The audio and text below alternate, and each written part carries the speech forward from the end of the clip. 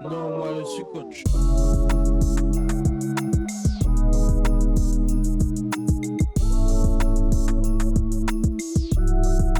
Moi je suis coach.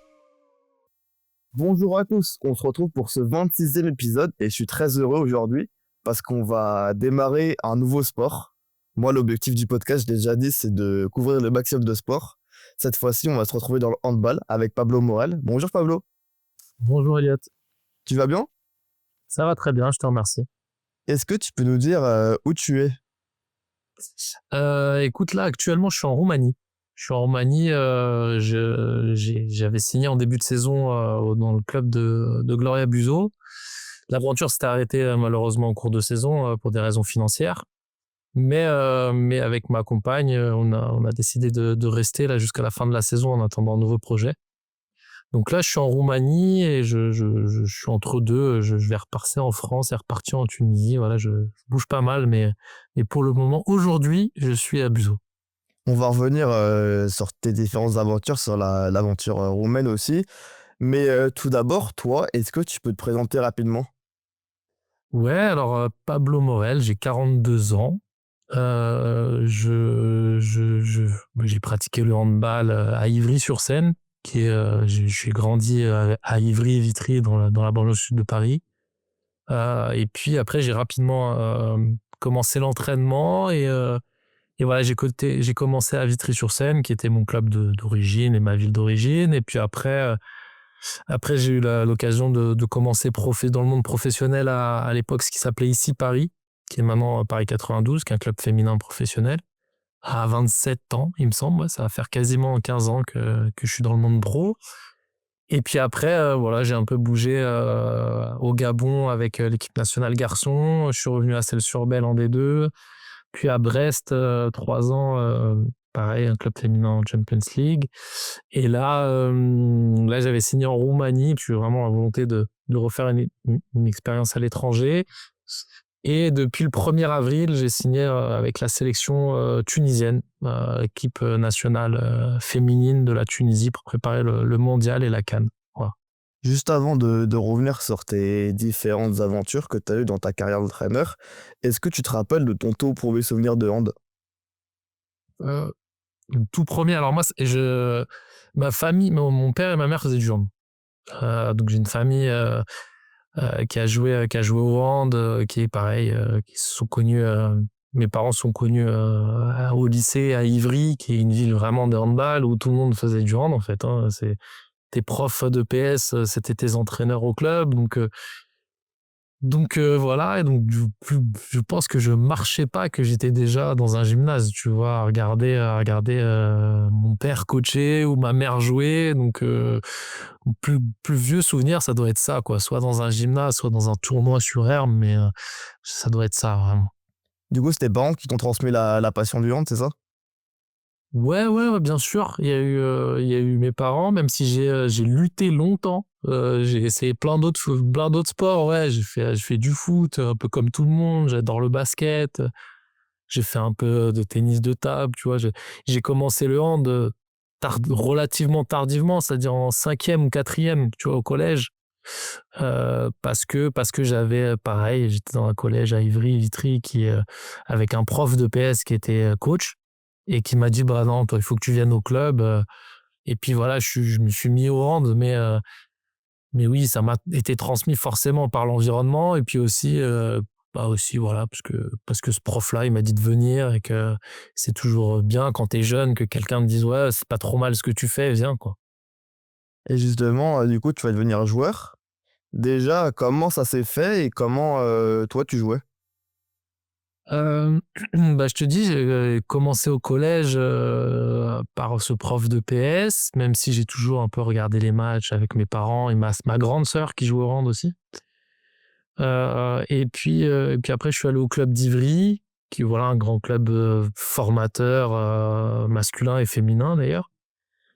Et puis voilà, ça s'est fait très vite, très naturellement, jouer avec des potes parce que bah, c'était les potes du collège, les potes du même quartier. Voilà, puis voilà, fait toutes les différentes classes à Ivry, jeunes. moins de 12, moins de 14, non, c'était moins de 14, moins de 16, moins de 18. On a fait champion de France avec Ivry en moins de 18. Et puis après, moi, j'ai eu un petit décalage. Je suis pas allé en centre de formation tout de suite. Après les moins de 18, je suis reparti à Vitry, dans mon club, voilà, dans ma ville, pour jouer avec des potes. Et puis voilà. Et au bout d'un an, ouais, j'ai eu quand même envie de tester, de retenter ma chance. Donc je suis retourné à Ivry et j'ai fait 2 ans avec le centre de formation en N2 et puis on est monté en N1 avec voilà, avec ma génération. Moi je suis 83, donc voilà, je suis de 81 à 85. C'était des belles générations à Ivry, qui ont été souvent champions de France. Et puis voilà, et puis après à la fin du centre de formation à 21 ans, j'ai eu une opportunité pour aller jouer en D2, mais finalement c'est pas fait. C'était à Octeville. Pourquoi Non, ça pas s'est pas fait? Octeville, pardon, oh là là, mince, à côté du Havre. Bref, à côté du Havre en garçon, et finalement ça s'est pas fait au dernier moment. Parce que ma compagne à l'époque jouait au Havre, et donc je voulais me rapprocher. Et bon, ça s'est pas fait. Je me suis retrouvé sans club, et je suis retourné à Vitry, et on m'a employé en fait avec un emploi aidé de jeune, et j'ai commencé là d'entraîner et quasiment plus jouer. Voilà. Justement, ce qui est intéressant dans ton parcours, c'est que tu entraînes hyper tôt. Cette envie d'entraîner, est-ce que tu l'avais déjà, toi, quand tu jouais? Un peu ou pas? Ouais, ouais. J'ai toujours, même professionnellement, tu vois, quand j'étais jeune, je me posais la question de l'enseignement, tu vois, prof de PS ou euh, ou instit. Toujours l'enseignement, ça m'a toujours parlé, partager un peu la passion. Et quand j'étais joueur, j'ai joué demi-centre longtemps. Après, je suis pas très grand, donc je suis passé à l'aile, pour le plus haut niveau entre guillemets auquel j'ai pu jouer. Mais ouais, ça a toujours été j'ai toujours eu un rapport à la pratique, assez, tu vois, passionné. J'adorais jouer avec les amis. J'adore ce sport, tu vois. Et c'est vrai que la transmission, partager ces émotions-là avec des gens, ça, c'est une vraie, ouais, c'est un vrai truc fort chez moi tout au long de ma carrière. C'est vraiment quelque chose qui me motive, quoi. Le partage des émotions liées à ce sport et que j'ai en moi, ouais, c'est quelque chose qui a été très vite présent, et j'ai entraîné à 17 ans, même quand je jouais encore au centre de Oh, ok. formation, là, j'entraînais les petits. Donc j'ai commencé à 17 ans, des jeunes garçons, filles. Ça m'a jamais, je me suis jamais posé la question fille-garçon. Et puis après, à 21 ans, j'ai entraîné des seniors aussi. Très vite, très très vite. Et justement, quand on te propose de rejoindre le club en tant qu'entraîneur, toi directement, t'acceptes directement? C'est tout de suite ta vocation, tu te dis go, je vais plus être joueur, je vais devenir entraîneur? Ouais, ouais, parce que j'ai jamais eu vraiment d'ambition en tant que joueur. Là, tu vois, c'est vrai qu'avec le recul, je me suis dit, ouais, j'aurais aimé pousser un peu. Tu vois, tous mes amis, ils ont été pros quasiment. Je me dis, ouais, tu vois, essayer de pousser, de faire une petite carrière en D2, ou je pense que voilà, j'aurais pu tenir ça, tu vois, mais j'ai jamais eu trop cette ambition-là de se dire, ouais, c'est un métier. J'avais pas la représentation aussi. Je suis Ok. pas vieux, mais j'avais pas non plus, à cette époque-là, c'était pas si clair que ça, les parcours pro. Et puis, tu sais, quand t'es à Ivry, t'es dans un tunnel, en fait. T'es à haut niveau depuis que t'es petit. Et puis, tu crois que bah, tu vas aller jusqu'en D1 comme ça. Et si t'es pas jusqu'en D1 à Ivry, bah, tu cherches pas forcément à faire autre chose, parce que t'as l'impression que, bah, je sais pas, au fait, la vérité, elle était là, quoi. Le parcours, il était présent. Donc, j'ai pas cherché à aller ailleurs trop. J'ai pas trop posé la question. Et puis j'avais eu le sentiment d'avoir kiffé avec mes amis, d'avoir joué avec des joueurs qui sont, tu vois, j'ai joué avec des gens comme Luc Abalo. Donc voilà, avec à l'époque la génération, elle était folle, tu vois. Il y avait Luc, il y avait Audrey Tuzolana, il y avait Rémi Gervelas, François-Xavier Chapon, il y a eu vraiment des joueurs, Mohamed Mokrani, tu vois, vraiment des joueurs qui ont joué à très haut niveau, donc qui ont été internationaux. Donc j'avais l'impression d'avoir joué à haut niveau, tu vois, et j'avais pas cette frustration de pas avoir été confronté à ce qui se faisait de mieux, tu vois. J'ai eu des très grands entraîneurs aussi, donc c'était cool, tu vois. Donc très vite, ça allait simplement sur l'entraînement, et puis ça m'a nourri vraiment d'entraîner. Je passais mes journées entre faire des interventions dans les écoles de Vitry, j'ai fait beaucoup de scolaires, faire l'AS du collège, puis entraîner des jeunes, puis entraîner des seniors. Franchement, j'entraînais, je sais pas combien d'heures par jour, mais voilà, j'avais bien 6-8 heures d'entraînement par jour, et puis c'était cool, et puis c'était mon club, c'était ma famille, c'était assez naturel, quoi. Et du coup, toi, quand tu commences à entraîner, est-ce que tu as un modèle ou comment tu apprends à entraîner, toi? Bah, forcément, tu vois, c'est paradoxal parce que tu es forcément un peu influencé par les coachs que tu as eus. Forcément, tu vois, moi j'ai eu j'ai été marqué par les coachs qui m'ont formé, un peu aussi ce que je voyais, un peu à l'extérieur. Mais ouais, mes coachs, j'ai eu 2-3 coachs à Ivry qui ont été marquants, tu vois. J'ai commencé avec Michel Dubresse, qui était un peu un prof de PS, qui a créé le club quasiment avec sa famille a créé le club.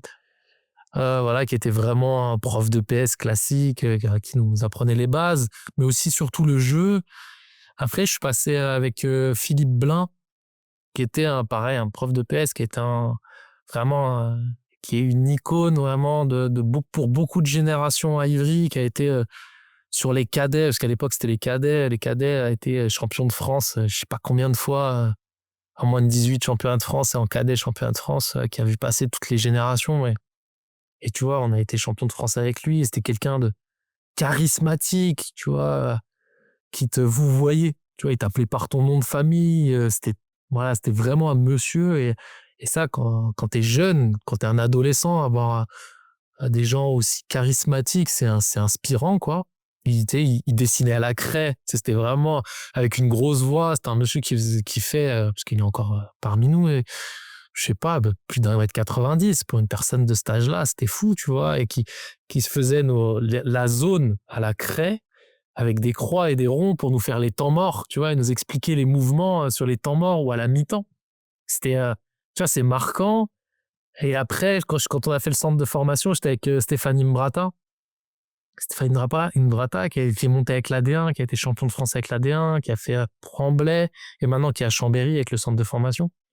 Donc voilà, c'est des gens qui ont marqué. J'ai croisé aussi Daniel Agère, qui a été un ancien international, qui a le centre de formation et l'AD1 Ivry. Donc, c'est vrai que c'est des gens compétents, tout simplement. Tu vois, c'était des passionnés. Et puis, c'était des gens qui parlaient handball, avec qui j'ai cette chance-là de leur partager ça. Et après, il y a aussi des choses un peu folles. C'est, tu vois, on est très proche de Luc, c'est vraiment ma génération. Et quand il est parti en Espagne, à Ciudad Real, il a été métamorphosé de côtoyer Talant Ducebaev. Voilà, qui moi était un joueur que j'admirais quand j'étais jeune, vraiment en tant que joueur. Et après, en tant entraîneur, c'est des entraîneurs qui ont une science du jeu, un peu cette culture comme au foot, du foot espagnol, très tactique. Le hand espagnol, c'est la même chose. Tu as l'impression tout est minutieux, ils te réapprennent à te faire un croisé, une passe, tout. Et donc ça aussi, c'était un vrai fantasme, ça nous a vraiment marqué quand on était plus jeune. Donc voilà, tout ça, ça m'a bercé. J'ai essayé de trouver ma propre identité en me confrontant à ces expériences, ces gens que j'ai pu croiser. Et en même temps, tu vois, quelque chose qui est particulier, c'est que je me souviens quasiment de rien, moi. Dans le sens où c'est plus des émotions, mais je me souviens pas de conseils, je me souviens pas d'entraînement, je me souviens quasiment pas de match. Je serais incapable de te dire la nature ou le contenu d'un entraînement ou d'un temps mort ou d'un discours d'avant-match de ma courte carrière, tu vois. Je me souviens de rien, vraiment, je crois que j'écoutais rien. Je crois que j'écoutais vraiment rien, donc c'est plus, je suis très, tu vois, sensitif. C'est plus les émotions que j'ai eues que vraiment des mots, des trucs précis. Donc, tu vois, j'essaie de me construire en essayant de me rappeler un peu ce que j'ai vécu, en essayant de m'éloigner le plus possible du joueur que j'étais, parce que comme je te dis, je pense que j'étais pas un joueur agréable à entraîner parce que j'écoutais pas grand-chose. J'étais un peu qui aimait juste jouer à la balle, tu sais, pas très carré, quoi. Juste, je viens avec mes copains et c'est sympa. Et au fur et à mesure, là, maintenant, je commence à me construire, à savoir qui je suis, à renouer avec la personne et le joueur que j'étais. Ça y est, j'ai un peu moins de complexe. Voilà, mais voilà un petit peu tout ce qui m'a traversé et tout ce qui me traverse encore. Ouais, parce que bien sûr, je m'intéresse beaucoup à tous les entraîneurs que je peux croiser maintenant et qui j'ai eu la chance de travailler, avec qui j'ai la chance de partager des matchs, tu vois, de me dire que j'ai pu affronter des coachs qui ont gagné des Ligues des Champions et tout, c'est fou, tu vois, quand tu commences un match et tu prépares un match, de te dire que tu vas affronter ces gens-là. Donc voilà, je me nourris de tout. Ça, on va revenir un peu plus tard de l'aspect de la Ligue des Champions et du top niveau européen. Mais pour revenir au Stade Vitry, tu vas rester 6 ans au club. C'est un temps long et c'est ce qui est un peu ce qui est intéressant dans ta carrière. C'est que toi, tu vises le long terme, tu vas rester bien te former. Est-ce que toi, en restant longtemps à Vitry, c'est une fierté et en même temps, ça t'a permis de mieux te développer, d'avoir le temps? Ouais. Ouais, alors une fierté, oui, en fait, je suis fier de là où je viens, vraiment, vraiment fier de là d'où je viens parce que je sais pas, c'est comme ça, c'est mes racines. Je suis très très fier d'avoir grandi à Vitry-sur-Seine, d'avoir travaillé à Vitry-sur-Seine avec des gens qui me ressemblent, que j'aime, qui me l'ont rendu au centuple.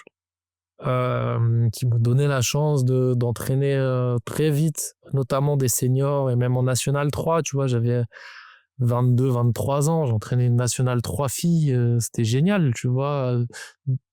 Quand il y a des gens qui te permettent de faire des erreurs, tu vois, sans te juger, en te donnant de la confiance, de la bienveillance, tu vois, c'est génial. Donc voilà. Donc non, je suis très content et en plus, j'ai pu toucher à tout. Vraiment, comme je te disais, j'ai fait des interventions dans les scolaires, pendant ces 6 années. J'ai entraîné l'école de hand, les moins de 12, j'ai entraîné des moins de 16, filles, garçons, j'ai entraîné des seniors, garçons et filles. Et donc ça m'a vraiment forgé. J'ai aussi participé à la structuration, tu vois, à la formation des entraîneurs, à un peu tout le côté administratif, le développement d'un club, les relations avec l'extérieur, les municipalités, le conseil, tu vois, tout ce qui est politique aussi autour des clubs privés. Donc c'était vraiment, ouais, c'était une école parfaite pour moi, dans un environnement très bienveillant, parce que encore une fois, c'était très familial et en même temps, confronté à tout ce que tu peux vivre dans l'entraînement et dans un club, tu vois? Donc, ouais, ouais, c'était génial. C'était génial et puis, tu vois, j'ai toujours, pendant longtemps gardé une licence là-bas pour pouvoir jouer avec les potes. Tant que j'étais sur Paris, même quand j'entraînais ici Paris, tu vois, j'allais jouer à Vitry, parce qu'ils étaient en N3 pré-nat et ça, c'était cool d'aller jouer avec les amis, tu vois. Donc, et je suis toujours en relation avec les gens de Vitry. Donc, non, non, c'est une vraie fierté, mais pas surfaite, quoi. C'est vraiment juste parce que c'est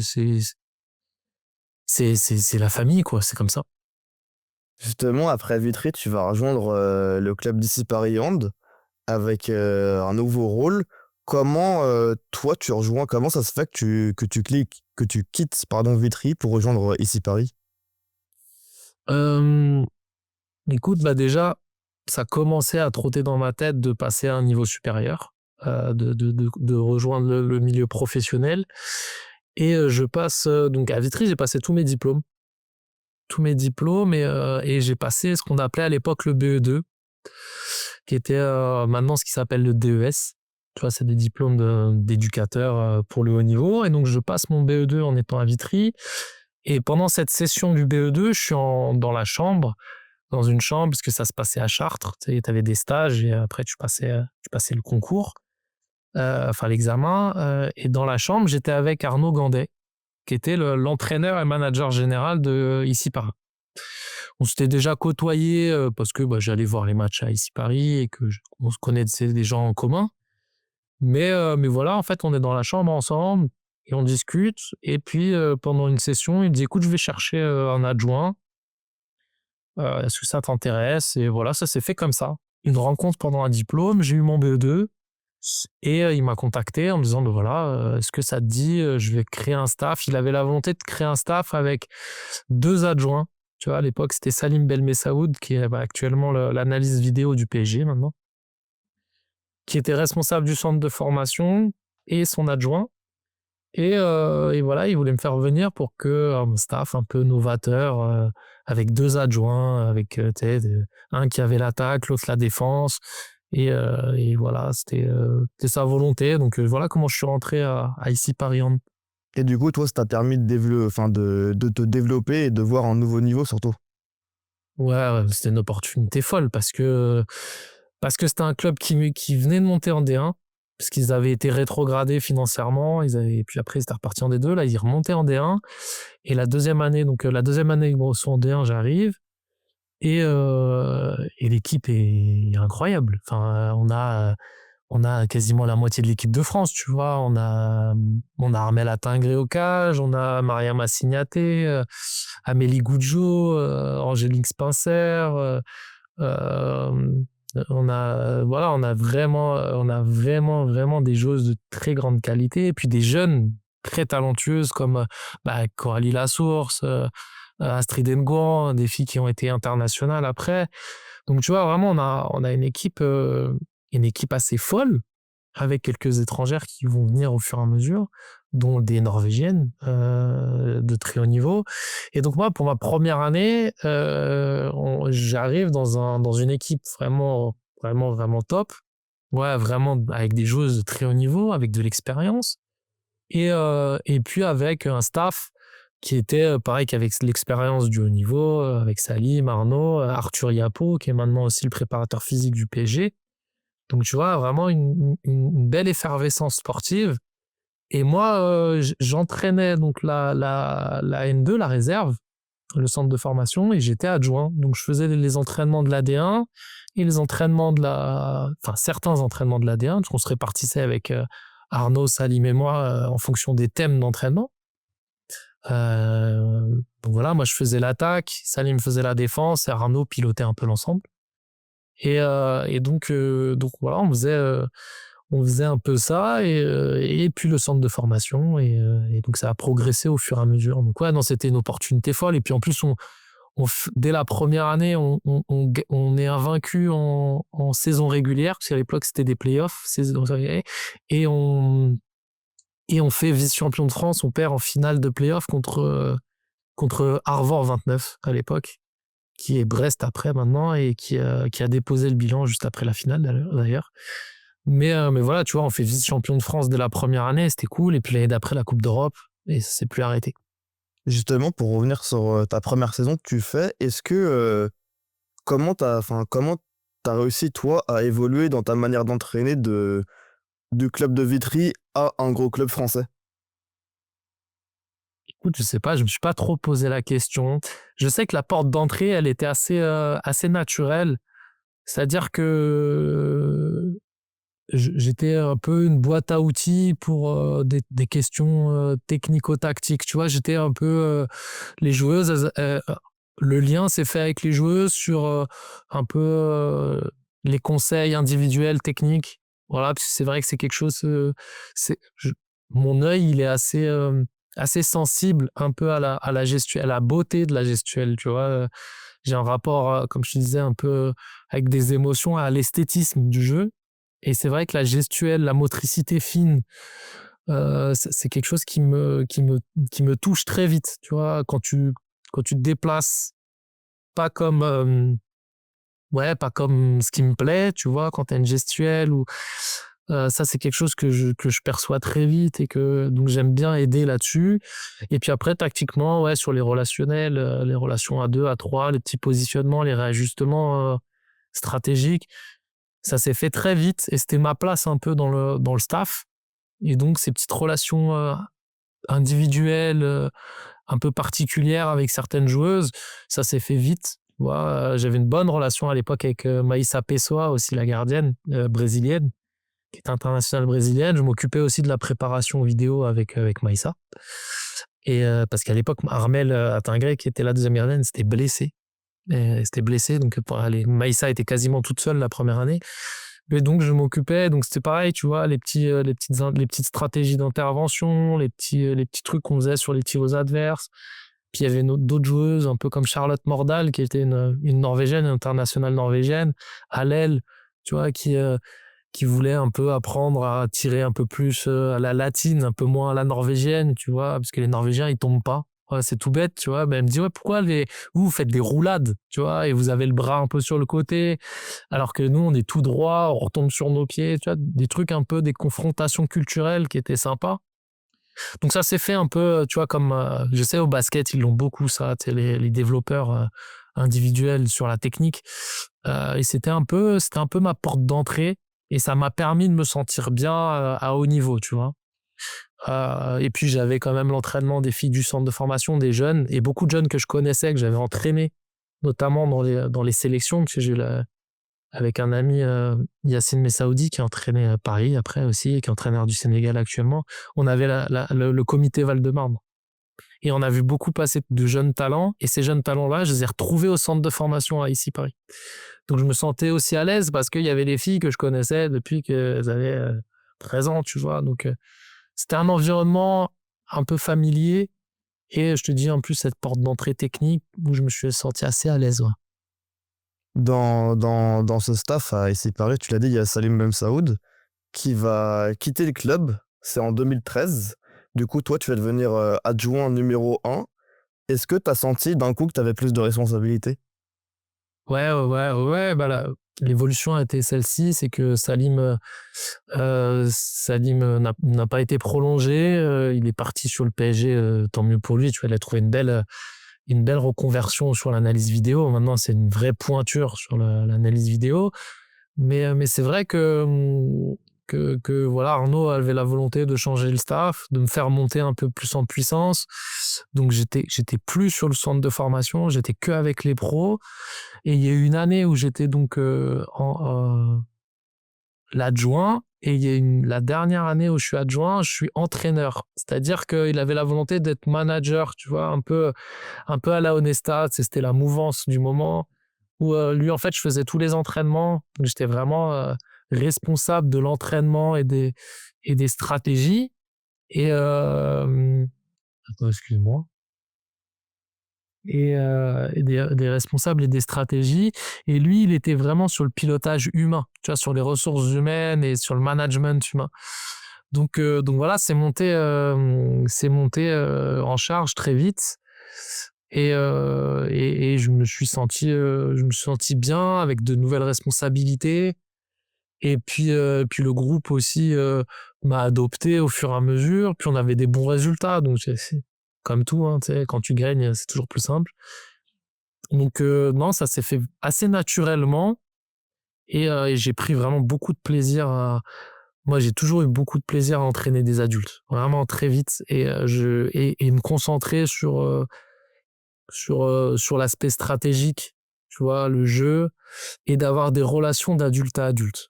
Tu vois, je trouve ça sain et je trouve ça agréable de pas être tout le temps descendant, mais aussi de confronter, d'être face à toi, des gens qui, pas pendant longtemps, j'ai eu des gens plus âgés que moi. C'est bête, hein, mais tu vois, quand tu arrives chez les pros à 27 ans, bah, les filles, t'as les filles qui ont 30 ans, qui sont internationales. Bon, bah, voilà, c'est des relations d'adulte à adulte avec des gens qui ont plus de titres que toi, plus d'expérience que toi. Et donc, moi, j'aime bien ce côté échange et pas systématiquement descendant, et de s'imprégner et de ce que les autres ont connu. Donc, ouais, c'était très agréable, et je me suis senti à ma place, tu vois. Du coup, pendant cette saison, c'était déjà un peu une phase de transition entre Arnaud qui passait manager et toi entraîneur. Ouais, exactement. Ça s'est fait assez vite. Arnaud, il avait vraiment la volonté de prendre du recul parce qu'il était aussi très aspiré par la structuration du club. Quelqu'un qui était toujours passionné par 1000 trucs et donc qui aimait aussi bien développer le club, le côté politique et économique. Et donc voilà, et puis l'équilibre s'est fait parce que moi, ça me permettait de me concentrer sur le handball et lui, ça lui permettait de faire d'autres activités et puis d'être en parallèle sur les ressources humaines avec le groupe, tu vois. Donc, non, ça a été quelque chose d'assez simple et d'assez performant parce que on a fait pas mal de saisons en ayant fait des finales de Coupe d'Europe, en étant toujours sur le podium du championnat français. Donc ça a plutôt porté ses fruits. Ouais. Est-ce que du coup, tu sentais déjà que tu allais devenir entraîneur principal? Tu le sentais venir? C'est Arnaud qui me l'a dit très vite. Ouais, tu vois, pendant la dernière année, il me l'avait dit, il m'a dit, ouais, voilà, faut que tu montes en charge, moi je vais prendre du recul, il me l'a dit. Euh, ouais, voilà, écoute, moi, c'était pas enfin, encore une fois, j'ai pas l'impression d'être quelqu'un, tu vois, qui a des plans ambitieux et tout. J'aime bien que les choses se fassent naturellement, et là, c'était assez naturel.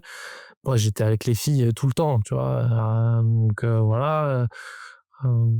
Sur les matchs, on coachait à deux, vraiment, tu vois, ils régulaient, mais par exemple, sur les temps morts, c'est moi qui intervenais sur la stratégie. Donc, voilà, même si encore une fois, hein, quand tu es numéro un, les rapports changent parce que c'est toi qui fais les changements, c'est toi qui décides des temps de jeu, c'est toi qui assume les choix, tout simplement. C'est toujours facile quand tu es adjoint parce que tu n'assumes pas les choix. Hein.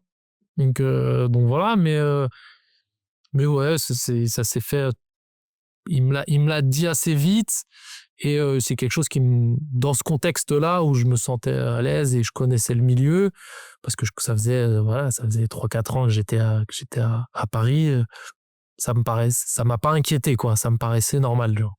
Est-ce que du coup, toi, quand t'es intronisé en 2014, tu te dis allez, cette saison, c'est ma saison, j'ai eu plus de pression, j'ai une pression. T'as senti cette pression-là? Non, non, pas vraiment. Non, j'ai senti du plaisir. Non, mais vraiment, quel kiff, tu vois, d'être plongé dans le grand bain, encore une fois, sentir. Alors, c'était moins bienveillant parce qu'on n'est pas dans le monde des bisounours, hein, dans le monde pro. Hein, il y avait un intérêt pour tout le monde hein, que je prenne cette place-là. Hein. C'était calculé et il y avait forcément un intérêt. Et l'avenir me l'a confirmé, tu vois. C'est pas fini comme dans les bisounours, justement. Mais voilà, tout le monde y a trouvé un intérêt. Mais moi, j'étais content enfin avoir les rênes, de pouvoir assumer les responsabilités d'un numéro un parce que j'assumais les contraintes d'un numéro un, c'est-à-dire tout le quotidien de l'entraînement. Mais j'en avais pas encore un peu la cerise qui est le coaching hein, quand même. Hein, tu vois, même si je participais au coaching parce que je te dis, je faisais les temps morts, mais tu fais pas les changements, tu fais pas les discours, tu mets pas vraiment ton empreinte complètement, voilà, et tu vois pas si tu peux emmener cette équipe-là et cette équipe-là, elle est prête à te suivre. Donc, moi, j'étais hyper enthousiaste et j'ai adoré cette intronisation, ouais. Ouais. Mais dans la pression, oui, tu te la mets, bien sûr, mais c'est pas inhibant chez moi. Ta première saison, elle est plus que réussite. Tu vas même être nommé meilleur entraîneur du championnat. Ouais. Ouais, Cette récompense, tu c'était la reçois comment, toi? bah, tu vois, c'était vraiment la continuité des années passées, tu vois.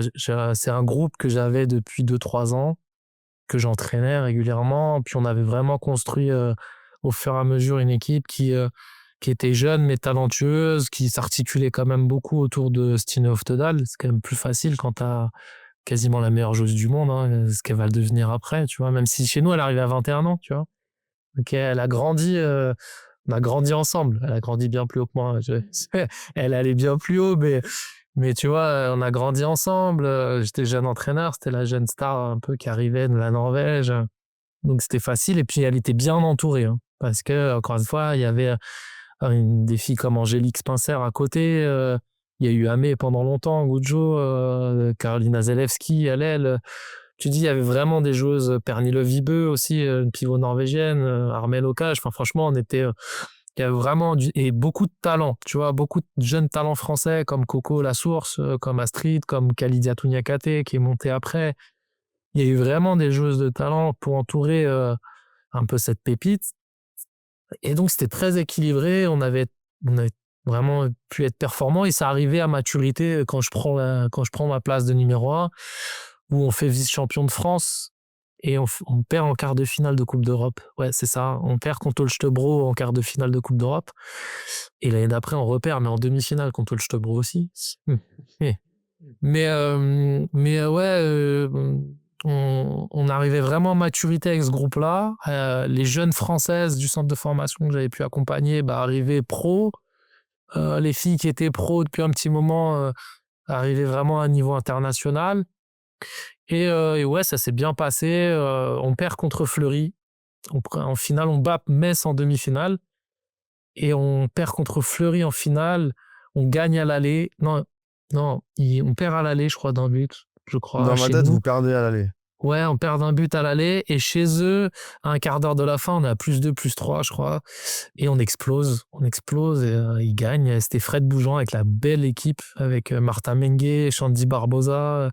La belle équipe avec beaucoup d'Espagnols. Une grosse équipe. Voilà. Bon, voilà, c'était bien. C'était de belles confrontations. C'est de beaux souvenirs. Et puis moi, j'ai adoré. Je me sentais bien, en fait. Et quand tu te sens bien, t'es performant. Bah surtout qu'en plus, t'as un groupe, tu as dit, qui arrive à maturité. T'as des grosses joueuses et françaises et étrangères, quoi. Ouais, et puis tu es arrivé au bon endroit. Et tu vois, je pense qu'il y avait aussi cette volonté, une confiance mutuelle. Tu vois, on se sentait bien avec l'équipe. Moi, je me sentais bien avec les joueuses. J'avais l'impression que les filles se sentaient en confiance avec moi. Et donc, forcément, ça match. Tu vois, tu as du talent, tu as de la confiance.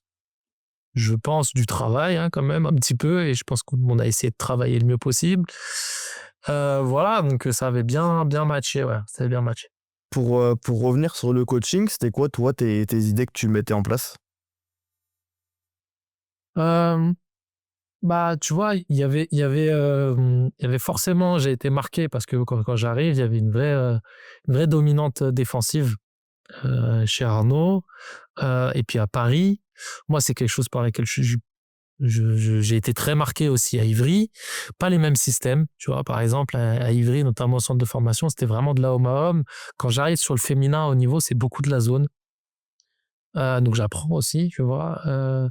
Et donc voilà, mais c'est vrai qu'on s'est toujours appuyé sur une identité très, très défensive. Et puis c'était important, tu vois, d'avoir une identité un peu parisienne aussi, un peu rugueuse. Tu vois, on a beaucoup de joueuses avec des qualités physiques vraiment hors normes, tu vois, des filles qui savaient défendre, qui pouvaient faire mal, qui étaient très explosives. Et moi, j'ai grandi avec ça aussi. C'est pas mes qualités, mais les gens avec qui j'ai joué ou que j'ai entraîné, c'était leurs qualités aussi, tu vois. Et ça, il faut en profiter. Donc ouais, non, on s'est vraiment, et moi, ça m'a marqué, ça l'est toujours. J'aime vraiment beaucoup cette capacité à user l'adversaire, tu vois, à marquer ton territoire, à ce qu'il y a un moment, il y a un rapport de force, tu vois, c'est un sport de combat. Et ça, moi, je le porte, je l'entends, et ça me fait parler, quoi. Le combat, les valeurs du combat, de cette solidarité, de cette rugosité, moi ça me parlait et on s'est construit là-dessus. Et puis après un peu, il y avait du talent individuel en attaque, notamment sur des qualités de débordement, ce qui n'est pas le cas dans toutes les régions françaises, tu vois. Je m'en suis rendu compte après. Pour moi, c'était la normalité, les qualités de blocage, d'explosivité avec les joueuses que j'entraînais. Et en plus, ce qui est fou, c'est que Stine, c'était une Norvégienne, l'une des premières qui avait ces qualités de blocage. Parce qu'à l'époque, les Norvégiennes, c'était plus dans les couloirs, tu vois. Tu courais, la balle allait vite et tu courais droit et tu tirais ou tu lâchais la balle. Et maintenant, ils ont construit, notamment en regardant les qualités des Françaises, beaucoup de joueuses de débordement. Et les Danois aussi se sont beaucoup inspirés des Français garçons avec ces qualités de débordement, avec ces qualités homme-homme, tu vois. Et maintenant, les Danoises et les Norvégiennes ont sorti des joueuses de débordement Et nous, en France, on galère un peu maintenant pour en sortir, tu vois. C'est con, mais parce qu'on s'est tellement... Tu sais, chacun s'est inspiré de l'autre Ouais, et on a s'est perdu tellement, un ouais. peu ses qualités initiales, tu vois. Euh, mais ouais, voilà, tu vois. Donc, on avait vraiment ces qualités-là, fortes en défense, avec quand même beaucoup d'explosivité, avec du talent, des filles qui sont capables de faire la différence à tout moment, tu vois. Et Stina, elle est capable, mais une fille comme Kali Niakate, tu vois, c'est une fille qui est capable de battre n'importe qui en duel. N'importe qui. Et ça, c'était des chances. Enfin, voilà. Et puis, voilà. Donc, c'est beaucoup construit là-dessus, en termes stratégiques, pour faire un peu la caricature. Et puis après, en termes de management, voilà, moi, j'ai toujours été partisan de quelque chose de participatif. Je trouve que c'est un peu un mot fourre-tout, tu vois. C'est un peu à la mode, mais c'est pas très honnête. Mais d'y Non, aller j'aime bien ensemble. Comment? D'y aller ensemble, c'était ça que tu voulais mettre en place? Ouais, voilà. Moi, j'aime bien bosser avec les gens, travailler ensemble. C'est-à-dire que j'ai une vision, j'ai une ligne directrice. Mon boulot, c'est de faire des choix. Mais voilà, il y a un moment où tu ressens quelque chose sur le terrain, dis-le moi. Je propose un truc en vidéo ou sur une stratégie d'avant-match. Si tu as une idée parce que tu as joué plus de fois que moi cette fille-là, et ce qui est quand même le cas, tu vois, par moment. Alors après, moi, il y a des fois où ben voilà, tu l'as joué en équipe de France, tu l'as joué en club, dis-moi ce que tu as ressenti. Et si vous estimez que l'attaquer ou la défendre de cette manière-là, c'est plus pertinent, on y va, tu vois. Donc voilà, j'ai toujours fonctionné comme ça avec de la confiance, quoi. Moi, je vais pas en prendre pour mon ego. S'il y a une fille qui va me dire, ouais, nous, on a fait, moi, je le ressens comme ça, est-ce qu'on pourrait pas plus faire ça? Non, c'est dans l'intérêt, tant que c'est dans l'intérêt collectif, les égos, ils passent après. Ça, c'est vraiment quelque chose qui, j'espère, j'ai réussi à tenir, c'est que l'intérêt collectif passe avant tout, tu vois. Y compris les égos des entraîneurs, y compris les égos des filles. Tu vas rester 3 ans et si ta troisième saison, ça va être ta dernière pour toi, quand tu es sur le banc, en cette troisième année, est-ce que déjà, même si tu vas être limogé après 2 défaites en Coupe d'Europe, est-ce que tu as déjà senti que ça tournait un peu Ouais, moins bien? ouais. Ouais, c'était horrible. Horrible. Déjà, à la fin de la deuxième saison où on finit troisième et on perd en demi-finale de Coupe d'Europe. J'ai un bilan très négatif avec le président et le manager ont un bilan très négatif avec cette saison-là. Donc voilà, on n'était plus à ce moment-là, je comprenais pas. Je comprenais pas parce que pour moi les résultats sportifs étaient bons, tu vois, on a fait un podium, une demi-finale de Coupe d'Europe. Voilà, mais eux, ils estimaient que en termes de dynamique collective, ça s'essoufflait, voilà, et ils voulaient que Arnaud revienne sur le banc. Le manager revienne sur le banc. Et moi, j'avais dit, bah écoutez, s'il revient sur le banc, il réentraîne. Tu vois, mais par contre, je pourrais plus. C'est-à-dire, soit il revient, mais il revient complètement et on partage tout. Mais je pourrais plus, maintenant, ça, je suis plus petit. Ouais, ce qui est Je normal. pourrais plus accepter de faire les entraînements et pas coacher. Tu vois, Ah, c'est refaire ce que normal. j'avais fait 3 ans avant. Et là, on me dit, bah non, il a d'autres missions, donc en fait, il reviendra sur le banc que pour les matchs. Je dis non, ça c'est pas possible. Donc là, on n'était plus d'accord en termes de management. Et donc, ils m'ont dit, bah écoute, tu commences l'année, mais si tu perds, bah c'est Arnaud qui reprendra. Donc tu vois, j'avais déjà Ouais. Mais juste pour revenir sur l'épée de Damoclès, tu vois. juste pour revenir sur le fonctionnement, forcément c'est bizarre, enfin de mon point de vue, qu'on dit que Arnaud va revenir uniquement pour les matchs et toi les entraînements. Ouais, mais c'était leur vision de remettre un peu d'ordre. Ils trouvaient que ça allait plus comme. Alors, est-ce que c'est parce qu'ils perdaient la main sur moi et sur le groupe? Parce que maintenant qu'on avait notre propre histoire, forcément, tu vois, quand tu sors un peu et tu prends de la hauteur, tu as un peu la main sur le système. Mais quand ce système-là fonctionne un peu sans toi, tu vois, et ça avait été le cas, on avait été vice-champion de France, comme tu l'avais dit, j'avais été élu meilleur entraîneur, bah, tu perds un peu la main mise sur les gens. Est-ce qu'ils avaient envie de remettre la main dessus? Écoute, je sais pas, moi je fais pas de la politique, t'as vu, j'ai même pas de rancœur parce que ça fait partie de mon expérience et voilà, et j'ai appris maintenant à justement à savoir ce que j'étais prêt à accepter et plus accepter pour performer. Et tu vois, avec le recul, là, j'aurais pas dû accepter quasiment ce mauvais deal, tu vois. C'était, ouais, tu perds un match, tu sautes. Alors attention, on avait construit une équipe, ma 3e année, on a une équipe qui est assez incroyable, hein, franchement. On a vraiment une belle équipe. Mais c'était pas complètement moi qui l'avais construite, encore une fois, parce que j'avais pas la main sur le recrutement, c'était encore Arnaud. Pas complètement, tu vois. Donc j'étais encore un peu entre deux eaux, tu vois. J'étais le coach numéro 1, mais j'étais encore assujetti. Et puis en même temps, on voulait bref, peu importe.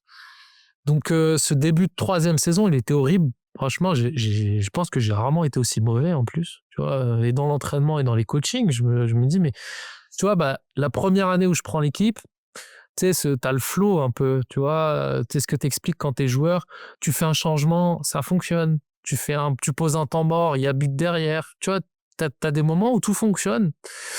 Et cette 3e année, c'était l'inverse. Je faisais un changement, c'était pire. Je posais un temps mort, c'est pas le bon moment. Enfin, tu vois, t'es plus en connexion parce que j'étais pas en connexion avec moi-même, j'étais pas bien. Je te dis, j'avais plus peur du résultat que de me concentrer sur le jeu, quoi. Bah oui, Et t'avais une donc, épée j'étais pas bon. Damoclès, ça te pesait, quoi, forcément.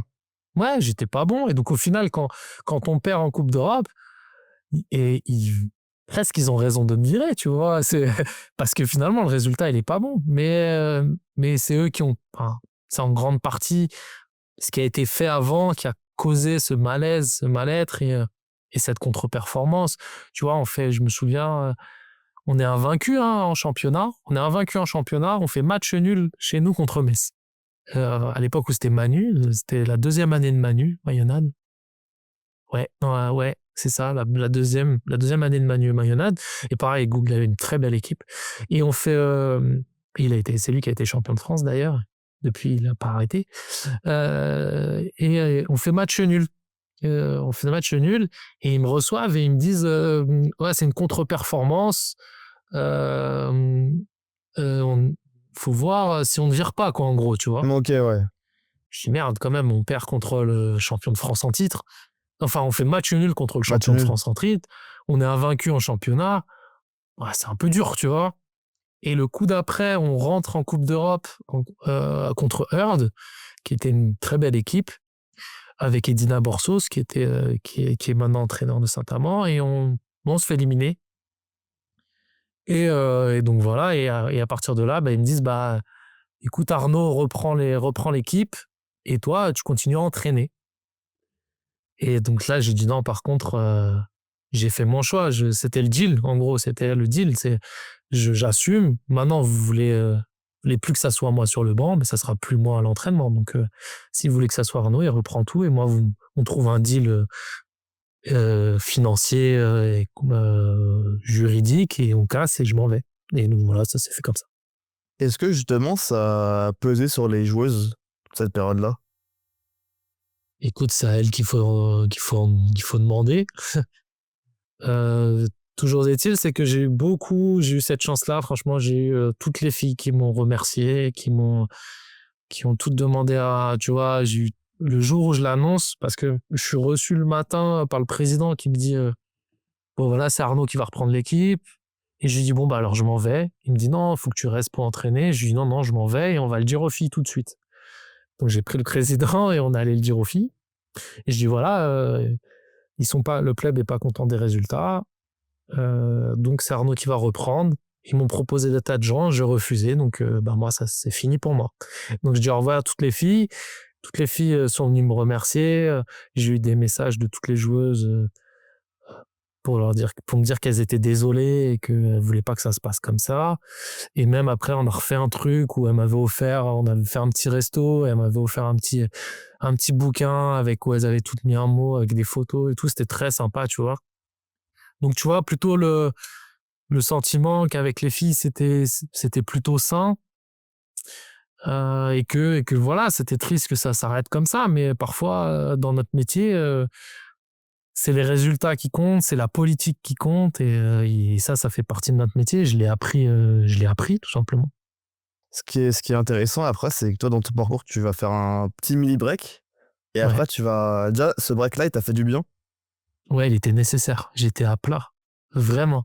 J'étais à plat complet. Je te dis, les 6 premiers mois là à Paris, là, j'étais parce que quoi que tu vois, je réfléchissais que à la conséquence de mes actes, que à je vais me faire virer, que je regardais derrière moi. Je t'ai dit, j'étais paranoïaque, quoi, et j'étais pas bien. Ça m'avait épuisé. Donc quand on a cassé le contrat, ça a été limite une libération, tu vois, parce que c'était vraiment une situation perverse, difficile. Et, et tu vois, les joueuses, c'est peut-être une erreur aussi, c'est que moi, j'ai toujours protégé l'institution, parce que j'étais éduqué comme ça. Moi, j'ai jamais voulu me mêler. J'ai jamais dit aux filles dans quelle situation j'étais. Ok. Parce que tu vois, c'est facile, j'aurais pu dire aussi, voilà, en fin d'année précédente, ouais, les présidents, ils me viraient et on se construit ensemble contre la direction, tu vois. C'est un moyen de management qui aurait pu être performant, hein, à court terme. Mais moi, j'arrive pas, quand je fais partie d'une institution, je protège l'institution. Que je sois d'accord ou pas, c'est comme ça, tu vois. Donc voilà, j'ai pas usé cette corde-là. Et donc quand ça s'est arrêté, ça m'a fait du bien et j'étais en incapacité vraiment de réentraîner. J'ai eu des contacts très tôt avec d'autres clubs féminins et même masculins. À l'époque, c'était Massy. Massy qui m'avait recontacté en D2 parce que je crois que c'est Benjamin Bro ou Tariq Ayatoun après, je sais plus, bref. Peu importe, je me souviens plus tout à fait la chronologie, mais voilà, j'avais été en contact avec Massy et non, mais moi, franchement, je pouvais plus, j'avais pas la force. Et donc ça m'a fait du bien. Je me revoyais pas partir tout de suite en club, et c'est pour ça que j'ai accepté le Gabon et pas un club, parce que j'avais besoin de me reconnecter humainement à ce qui me faisait du bien dans mon métier, tu vois. Justement, le Gabon, comment ça s'est fait, l'opportunité de rejoindre la sélection gabonaise, qui a de l'ambition? Ouais. Bah, comme je te disais déjà, j'avais envie d'un projet différent. Et je te dis, moi, je fais ça parce que ça me procure du plaisir. Tu vois, j'aime ça. Et quand je prends pas de plaisir, je suis pas bon. Donc, j'avais besoin de retrouver de l'humain, de m'amuser avec des gens avec qui je partage les mêmes valeurs, ce qui n'était plus le cas en fin de parcours à ici Paris. Et donc, j'avais envie de retrouver un truc différent, qui fasse plus écho chez moi, où je me sente bien. Et mes agents, qui sont des amis, c'est des grands frères, tu vois, vraiment, qui sont de Vitry, qui m'ont vu grandir, qui ont joué à Vitry et qui sont des agents à la base de foot et un peu de hand. Et donc, l'un des deux agents a joué avec Jackson Richardson. Et l'autre agent a travaillé avec la ministre des Sports du Gabon pour faire une académie Luc Abalo. Tu vois, parce que c'est les agents de Luc aussi. Et ils avaient déjà travaillé avec cette présidente de la Fédé, une ancienne handballeuse, et qui était ministre des Sports. Et donc, la ministre des Sports les a sollicités pour dire, voilà, on reçoit la CAN au Gabon, et on aimerait qu'il y ait un grand nom en tant que sélectionneur et un coach d'expérience qui aille vivre sur place pour entraîner. Donc nos agents, ils ont proposé Jack comme grand nom de numéro 1 et moi comme local, tu vois. Et ça s'est fait en 5 minutes, parce que je me souviens, Jack, il entraînait Dijon. Et donc, je vais avec mes agents, Vénus et Pascal, qui sont mes deux agents, qui travaillent pour une boîte de management sportif. Donc Vénus Gomis avait joué à Paris avec Jack, en espoir. Et Jack entraînait Dijon et jouait contre Tremblay. Donc on va tous les trois voir le match. Et à la fin du match, on se retrouve sur le parking. Moi, je connaissais pas Jack. Enfin, je connais évidemment Ouais, de nom, la mais légende. Je suis d'une génération, on a regardé Jack avec des yeux, voilà, comme si on regarde Zidane ou Jordan, tu vois. Et on se retrouve sur le parking à la fin du match et voilà, il nous présente et il dit ouais, bon alors voilà le projet du Gabon, Jack, ça t'intéresserait d'être sélectionneur pour la CAN, Pablo, ça te dirait d'aller vivre là-bas? Et Jack, il me dit ouais, toi ça te dit? Je dis pas moi, travailler avec toi, ouais, bien sûr. Et il me dit bah vas-y, c'est parti. Et ça s'est fait comme ça. Tu vois, ça s'est fait comme ça et et on part au Gabon fin mars. et on signe le 1er avril au Gabon avec la ministre des Sports et le président de la Fédé.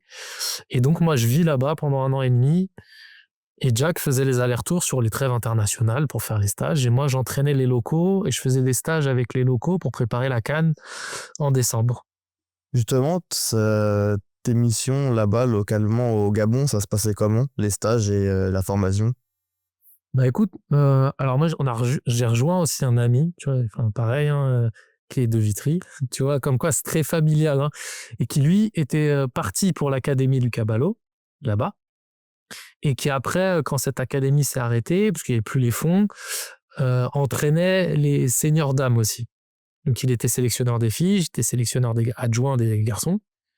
Et donc on habitait dans une résidence tous les deux, dans un appartement tous les deux, et on entraînait un peu lui il continuait un petit peu d'entraîner les jeunes.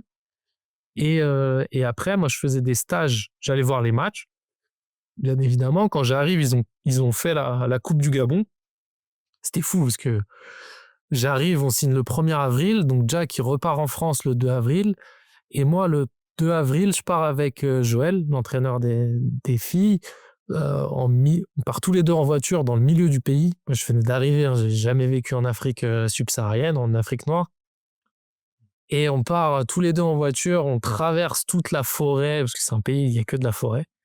Et on va à Mouila, qui est là, une ville au centre du pays. Ils avaient organisé pendant une semaine la Coupe du Gabon. Et là, j'ai vu toutes les équipes du Gabon, tu vois, filles, garçons, jeunes. Et donc là, j'ai fait un grand recensement, une première sélection. Pendant 10 jours, j'ai pris plein les yeux. Donc voilà, et donc j'ai fait commencer à recenser. Après, quand on est rentré à Libreville, à la capitale, là où on habitait, j'allais voir les matchs, un peu à Port-Gentil, qui est l'autre grosse ville du Gabon. Et donc je recensais et j'ai fait la première liste de sélection. Et je faisais des hors sélection, hors trêve internationale IHF. Je faisais des regroupements avec des stages pour les entraîner. Et je participais aussi à la Ligue des champions africaine. Parce qu'en fait, en Afrique, il y a des compétitions qui sont les championnats africains des clubs champions et les championnats, la coupe africaine des clubs vainqueurs de coupe. Tu as 2 compétitions comme ça sur 10 jours, où c'est un peu la Ligue des champions africaine. Donc, tu as tous les vainqueurs de coupe ou tous les champions des nations qui se retrouvent pour faire pendant 10 jours un mini-championnat pour savoir qui gagne la Ligue des champions africaine, tu vois. Et donc, moi, je faisais ça avec le club de Phoenix, qui est le club de Libreville, et on mettait quasiment, franchement, tous les internationaux locaux dans le même club. Donc, je les entraînais, on participait à cette compétition-là, ça nous permettait d'avoir un peu de compétition et moi d'entraîner un peu plus au quotidien. Même si j'entraînais pas tous les jours, hein, c'était des périodes, mais voilà, ça s'articulait comme ça, tu vois. Ça s'est bien passé du coup, toi au club?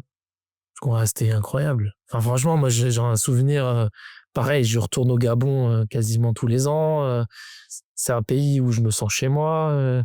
J'ai adoré les gens avec qui j'ai travaillé, que les joueurs sont incroyables. Tu vois, j'ai toujours des contacts avec les joueurs. Non, c'était une aventure humaine et sportive géniale. Bosser avec Jack, c'était un privilège, mais sans nom, tu vois, d'une gentillesse, d'une simplicité et d'un génie. Enfin, tu vois, c'est-à-dire que c'est quelqu'un qui voit le hand différemment des autres, tu vois. Donc, c'est tellement riche et encore une fois, tellement humble. Donc ça, c'était génial. Et puis, une compétition internationale, la CAN. Moi, j'avais fait de la Coupe d'Europe, bien sûr, mais faire une compétition internationale avec un pays, franchement, tu vois, faire une aventure aussi intense parce que tu vois, tu fais tes stages. Les stages, c'est pas comme le club, tu vois, c'est intense pendant 10 jours. Tu vis ensemble, tu es vraiment concentré. Et après, moi, on avait fait un stage d'1 mois avant la CAN. C'est-à-dire que moi, j'étais avec les locaux tout le mois de décembre. Tout le mois de décembre, j'entraînais tous les jours, là, vraiment en mode club et en mode préparation. Tu vois, la muscu, le stade et tout. Des matchs amicaux avec des équipes locales. Et après, quand Jack est arrivé avec les expats, parce qu'il y avait forcément des joueurs qui jouaient à l'étranger, donc entre Noël et le jour de l'an, Après, la CAN, elle a commencé début janvier. Et ben là, on a commencé à resserrer le groupe, faire des matchs amicaux. On a fait un match contre une sélection B en fait du Gabon et le Congo, la RDC. Et après, on a commencé la CAN. Et ben franchement, hein, faire le premier match, on a fait contre le Congo-Brazzaville. Le premier match, la salle pleine, tout le protocole avec le président qui passe, l'hymne. J'en aurais pleuré, hein. Franchement, les frissons, voir tes joueurs en transe, parce que pour eux, c'était fou, tu vois. Donc non, c'était génial. Enfin, j'en ai un souvenir marquant et une expérience humaine et professionnelle incroyable et qui est devenue une partie de moi, hein, vraiment. Surtout qu'en plus, quand tu signes, toi, l'objectif qui est annoncé, c'est d'être dans le top 8 de la CAN. Vous allez réussir à être 5e. En plus Ouais, de c'est une ça, réussite sportive. Comment? Ouais, c'est une vraie réussite sportive aussi, ouais. En plus de ça, c'est que le continent africain, il est souvent il est dominé par l'Égypte, l'Algérie, la Tunisie. Toi, c'est vraiment une de tes plus grosses fiertés d'avoir amené le Gabon dans le top niveau africain, en plus à une CAN à domicile. Ouais, c'était un très beau souvenir, très belle fierté et un moment difficile aussi de perdre parce qu'on perd en quart de finale contre le Maroc en prolongation. Tu vois, donc on bat l'Algérie 2 fois. On bat l'Algérie en poule et on bat l'Algérie en classement pour finir 5e. Donc vraiment, tu vois, on bat tous nos voisins, on bat le Cameroun, on bat le Congo, qui sont des équipes qui étaient au-dessus du Gabon. Donc ça a vraiment montré qu'on avait progressé. Et puis on bat l'Algérie, comme je te disais, qui est quand même une très belle nation du handball. Le Maghreb, c'est dur de battre quand t'es un pays africain subsaharien. Donc voilà, c'était compliqué, mais ouais, très très fier. Et après, par contre, c'est vrai que je me dis, mince, on était si proche de la demi-finale, tu vois, si proche de la demi-finale, quand on a les balles vraiment pour se qualifier, tout simplement. Et même si le Maroc était une belle équipe à l'époque, hein, il y avait vraiment des beaux joueurs, des joueurs qui jouaient en D1. Tu vois, il y avait Yassine Idrissi au cage, il y avait Saïd Ouksir, qui est le préparateur physique du PSG maintenant, qui était là. Il y avait Soufiane Idir qui jouait à Ivry aussi. Tu avais vraiment des joueurs de D1, quoi. Et on se bagarre, on fait un super match, mais on perd ce quart de finale en prolongation. Et donc voilà, on finit 5e, qui est le meilleur classement historique du Gabon. Derrière l'Angola, qui est l'Angola, l'Égypte, la Tunisie et le Maroc. Donc c'est une très grosse nation. Mais on aurait aimé, franchement, Ouais, être bah dans les forcément. 4. Mais non, c'est une très belle fierté. Pourquoi, après cette CAN-là, toi, tu continues pas avec le Gabon? Et bah écoute, après la CAN, on n'a plus été payé. Ok. Voilà, c'est tout. Aussi les réalités politiques et financières de ce genre de, de, de pays africains où malheureusement les finances dépendent des événements. Tu Ouais. vois, en fait, il y avait la CAN, on était payé, et après la CAN, on n'a plus été payé parce que bah voilà, il y a plus de financement et le travail dans la durée, le travail de fond, c'est pas culturel, tu vois. C'est beaucoup encore des éclats et il faut qu'il y ait des grandes compétitions. Tu vois, si on avait été qualifié pour le mondial, on aurait eu un budget, mais vu qu'on n'avait pas été qualifié pour le mondial, il fallait encore attendre la prochaine CAN 2 ans après. Donc, tu vois, bref, c'est des logiques un peu politiques, économiques différentes que l'Europe. Et donc moi, je suis resté encore un petit peu. J'ai fait à nouveau au Caire. On est allé au Caire faire la Ligue des champions africaine, tu vois, avec le club de Libreville. Et puis après, bah voilà, tu vois, au bout de 6 mois, quand t'es pas payé, ça devient compliqué. Et puis tu vois pas il y avait plus de stage. J'avais fait cette Ligue des Champions. J'étais retourné à Port-Gentil voir un tournoi, mais il y avait rien derrière. Je fais une détection, mais derrière, il y avait pas de stage. Donc, voilà. Et puis, je commençais à me dire, bah voilà, il y a pas d'avenir. Donc, et il y avait quelques clubs en France qui me rappelaient. Donc, je me suis dit, bon, peut-être que je rentre et que je retrouve un club, quoi. Justement, tu vas rentrer en France et tu vas aller à Salles-sur-Belle. C'est intéressant parce que dans ton parcours, après avoir été au top niveau français et avoir fait des Coupes d'Europe, tu vas dans un club qui est en D2, même si c'est un club qui a de l'ambition. Toi, Tu voulais vraiment retourner en France et re-entraîner? Ouais, je voulais retrouver un rythme. Ce qui me manquait là au bout des 1 an et demi au Gabon, c'est le quotidien. Tu vois, le quotidien, le fait de pouvoir vraiment entraîner tous les jours, d'avoir de la compétition régulièrement et d'avoir vraiment, tu vois, une influence sur le développement de l'équipe et du club. Tu vois, s'impliquer encore plus. Et ouais, enfin ouais, je sais pas pourquoi. J'ai eu d'autres clubs, notamment en D1, mais je sais pas, ça a matché. Les gens, le président, la Fred Vignier, avec qui j'ai été en contact, ça humainement, ça a bien, je sais pas, c'est des feelings, tu vois. J'essaye de beaucoup faire. J'ai toujours fonctionné comme ça en fait. Je le conscientise maintenant et même comment dire, grâce à des gens qui font plus d'études que moi, m'expliquent que voilà, l'instinct, c'est quelque chose de très scientifique en fait. Voilà, et Yassine Messaoudi, qui est l'un de mes meilleurs amis, il est très porté sur la neuroscience, les choses comme ça. Moi, je suis moins scolaire que ça, mais tu vois, l'instinct, c'est très important. Et moi, j'ai toujours fait preuve d'instinct dans le sens, dans les choix que j'ai faits. Je me suis jamais pris la tête sur quel impact ça allait avoir. C'était juste, est-ce que ça va me plaire? Est-ce que les gens qui me parlent, il y a un feeling? Et là, à Celles-sur-Belle, je me suis senti bien avec les gens. J'ai trouvé ça bien parce que ils me disaient, vas-y, t'as carte blanche, quoi. C'est toi qu'on veut. Tu vas pouvoir mettre ta patte. On va te donner les moyens parce que t'as des joueuses pro et qu'on va vouloir jouer la montée en D1. Donc vas-y, éclate-toi. Et on avait une salle. Tu sais, c'est tout bête, hein. Mais on avait les clés de la salle. Donc je Ouais, t'y allais pouvais quand tu m'entraîner tout le voulais. temps. Ça, c'est hyper important, tu vois. Je pouvais m'entraîner quand je voulais. J'avais une dizaine de pros. Donc, pareil, j'avais de quoi entraîner. Et il y avait la volonté de monter en D1. Donc, il y avait des bonnes personnes, il y avait des moyens pour travailler, il y avait de l'ambition. Et en plus, on m'a fait comprendre que je pourrais être moi-même et c'est pour ce que je suis qu'on voulait que je vienne. Donc, voilà, ça m'a convaincu. Bah, surtout qu'en plus, tu vas vivre des aventures, notamment en Coupe de France, Ouais. avec le club. Ouais. Tu peux nous en parler un peu plus?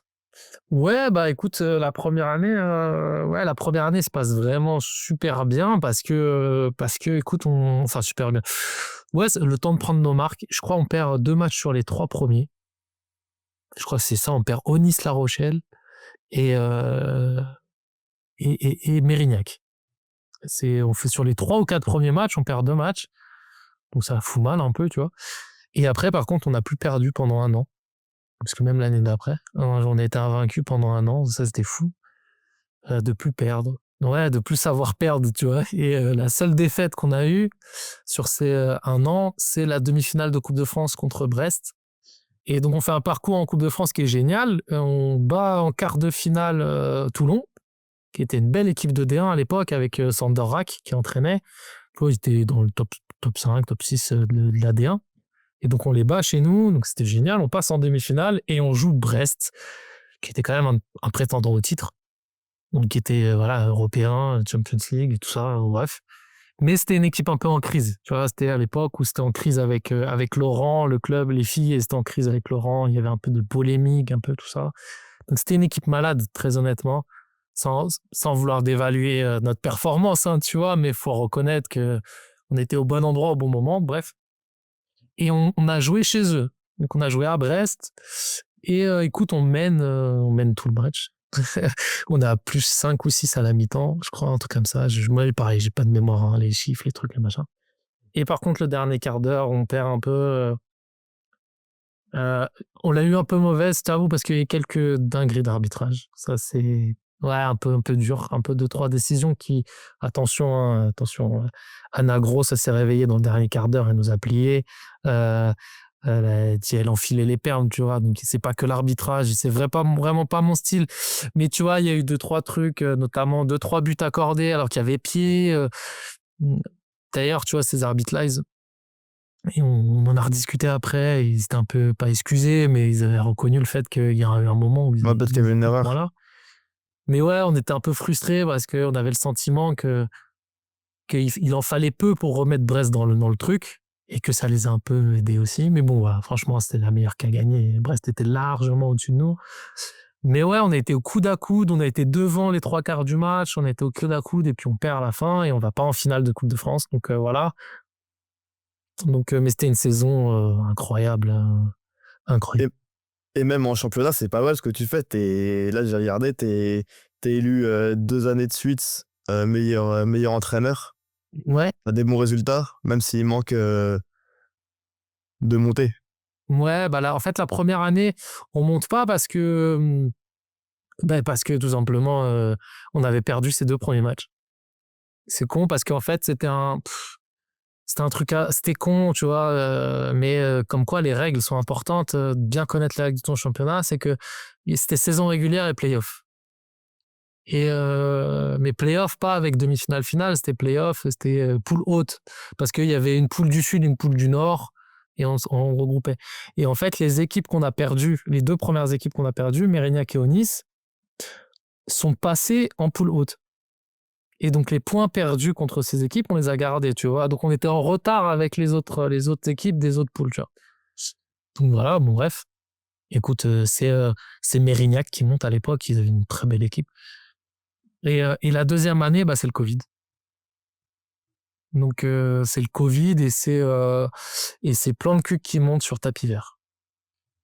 Voilà, Pour toi, c'est un peu un échec de pas être monté avec Seine. Ouais, un peu pareil, la deuxième année sur tapis vert un peu injuste, tu vois, un peu injuste parce qu'en fait, tu vois, c'est enfin comme quoi, hein, tu vois, pareil, on s'est un peu pris la tête avec la Fédé, avec Eric Barada, parce que tu vois, la première année, je dis bon, ok, c'est la loi du sport. On a perdu des points en saison régulière, en première poule, voilà. Mais c'est Mais sport. voilà, la deuxième année, je dis bon, maintenant je connais bien les règles. En saison régulière, j'ai 3 filles blessées, un peu blessées, tu vois, et une malade, tout bref. Et on joue contre une équipe qui est sûre de pas passer en poule haute. Donc je dis bon, écoute, je fais tourner et on perd ce match-là. Tu vois, mais bon, parce que je me dis bon, cette équipe-là, elle était avant-dernière. Ouais. De toute façon, elle passera pas en poule haute, donc ces points-là, On ils s'en vont pas fout. nous pénaliser. Et je fais pas jouer Perrine Petiot, qui était l'une des joueuses majeures, bon, Guillemette Colli, bref, des filles importantes, elles étaient blessées, un peu, je les ménage, tu vois. Et on perd ce match-là. Mais bon, moi, je me dis, j'ai appris de mes erreurs de l'année passée, tu vois. Le Covid arrive, et ils disent, bon, bah, on prend le classement au jour. Je dis, ah bah non. Je dis, attends. Je dis, attends, mais c'est pas possible. Il dit, ouais, bah, plan de cul qu'ils ont pas perdu. Je dis, ouais, mais attends, moi, l'année d'avant, on me dit que je monte pas. Normal, c'est les règles. Parce que j'ai perdu contre des équipes qui sont en poule haute. Et maintenant, on me dit que je peux pas monter, que c'est l'autre club qu'on n'avait pas joué, c'était Plan de Cuc, qu'on n'avait pas joué, alors que nous, on avait fait en sorte de battre tous les VAP. C'est les clubs qui peuvent accéder au professionnalisme. Qu'on avait battu Le Havre, on avait battu, je sais même plus, bref, les clubs qui trépandaient à la montée, nous, on les avait battus.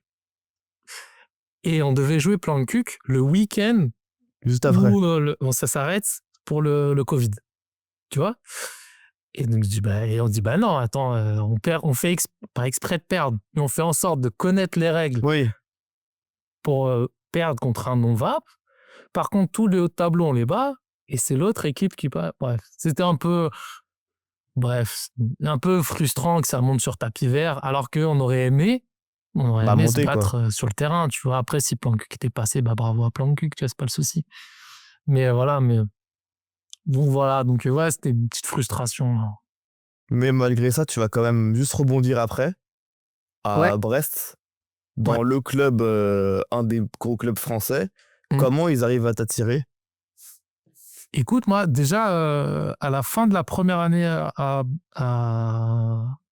à Celle, j'ai un rendez-vous avec mes dirigeants en octobre, je crois. Octobre, tu vois, au début de la deuxième saison. Et je leur dis, ouais, je continuerai pas. Je leur dis, ouais, on va monter en D1, on va tout faire pour, mais je continuerai pas. Tu vois, je dis, ouais, ça y est, j'ai envie d'autre chose. Tu vois, j'étais très honnête. Je dis non, même si on monte en D1, j'ai envie d'autre chose. J'avais envie de retrouver la Coupe d'Europe. Tu vois, j'avais cette phobie-là. J'ai dit non, maintenant je veux faire 2 matchs par semaine. J'ai envie d'autre chose. Et donc voilà, on avait été transparent auprès des dirigeants, auprès des joueuses. On va se battre, on va monter en D1, mais ce sera pas moi l'entraîneur. Et donc, je dis, je préfère ne rien avoir que faire un truc qui me plaît pas. Donc voilà, donc ça s'arrête, donc il y a le Covid. Et d'ailleurs, moi, l'année d'après, j'ai pas de club. Je fais une année blanche, tu vois, je fais une année de chômage parce que j'avais pas voulu prolonger à Assel et je m'étais dit, je n'accepterai qu'un club européen. Bah, parfois, j'ai des lubies, hein, c'est comme ça. Et donc, l'année suivante, où j'ai pas d'activité, en décembre, je crois que c'est en décembre, ouais, novembre-décembre, il y a Brest, il y a le manager. Non, pardon, excuse-moi. Tout au début, en septembre, je crois, septembre-octobre, j'envoie un message au président de Brest, Gérard Le Saint, parce qu'il se connaissait avec mon président de Celles-sur-Belle. Et encore plus parce qu'on avait joué chez eux en Coupe de France, tu vois. Et j'ai dit, voilà, bonjour monsieur Le Saint, c'est Pablo Morel. J'ai cru comprendre que vous allez chercher un entraîneur pour l'année d'après, parce qu'ils avaient déjà annoncé que ça serait pas Laurent. J'ai cru comprendre que vous allez chercher un entraîneur la saison d'après. Je serais ravi de pouvoir discuter de ce projet-là avec vous et je serais intéressé de venir, tu vois. Et il m'avait dit, je crois en septembre, octobre, il me dit, oh, monsieur Morel, ok, enchanté, à plus tard. Mais genre, 3 mots, tu vois. Je lui dis, bon, bah, c'est foutu, tu vois.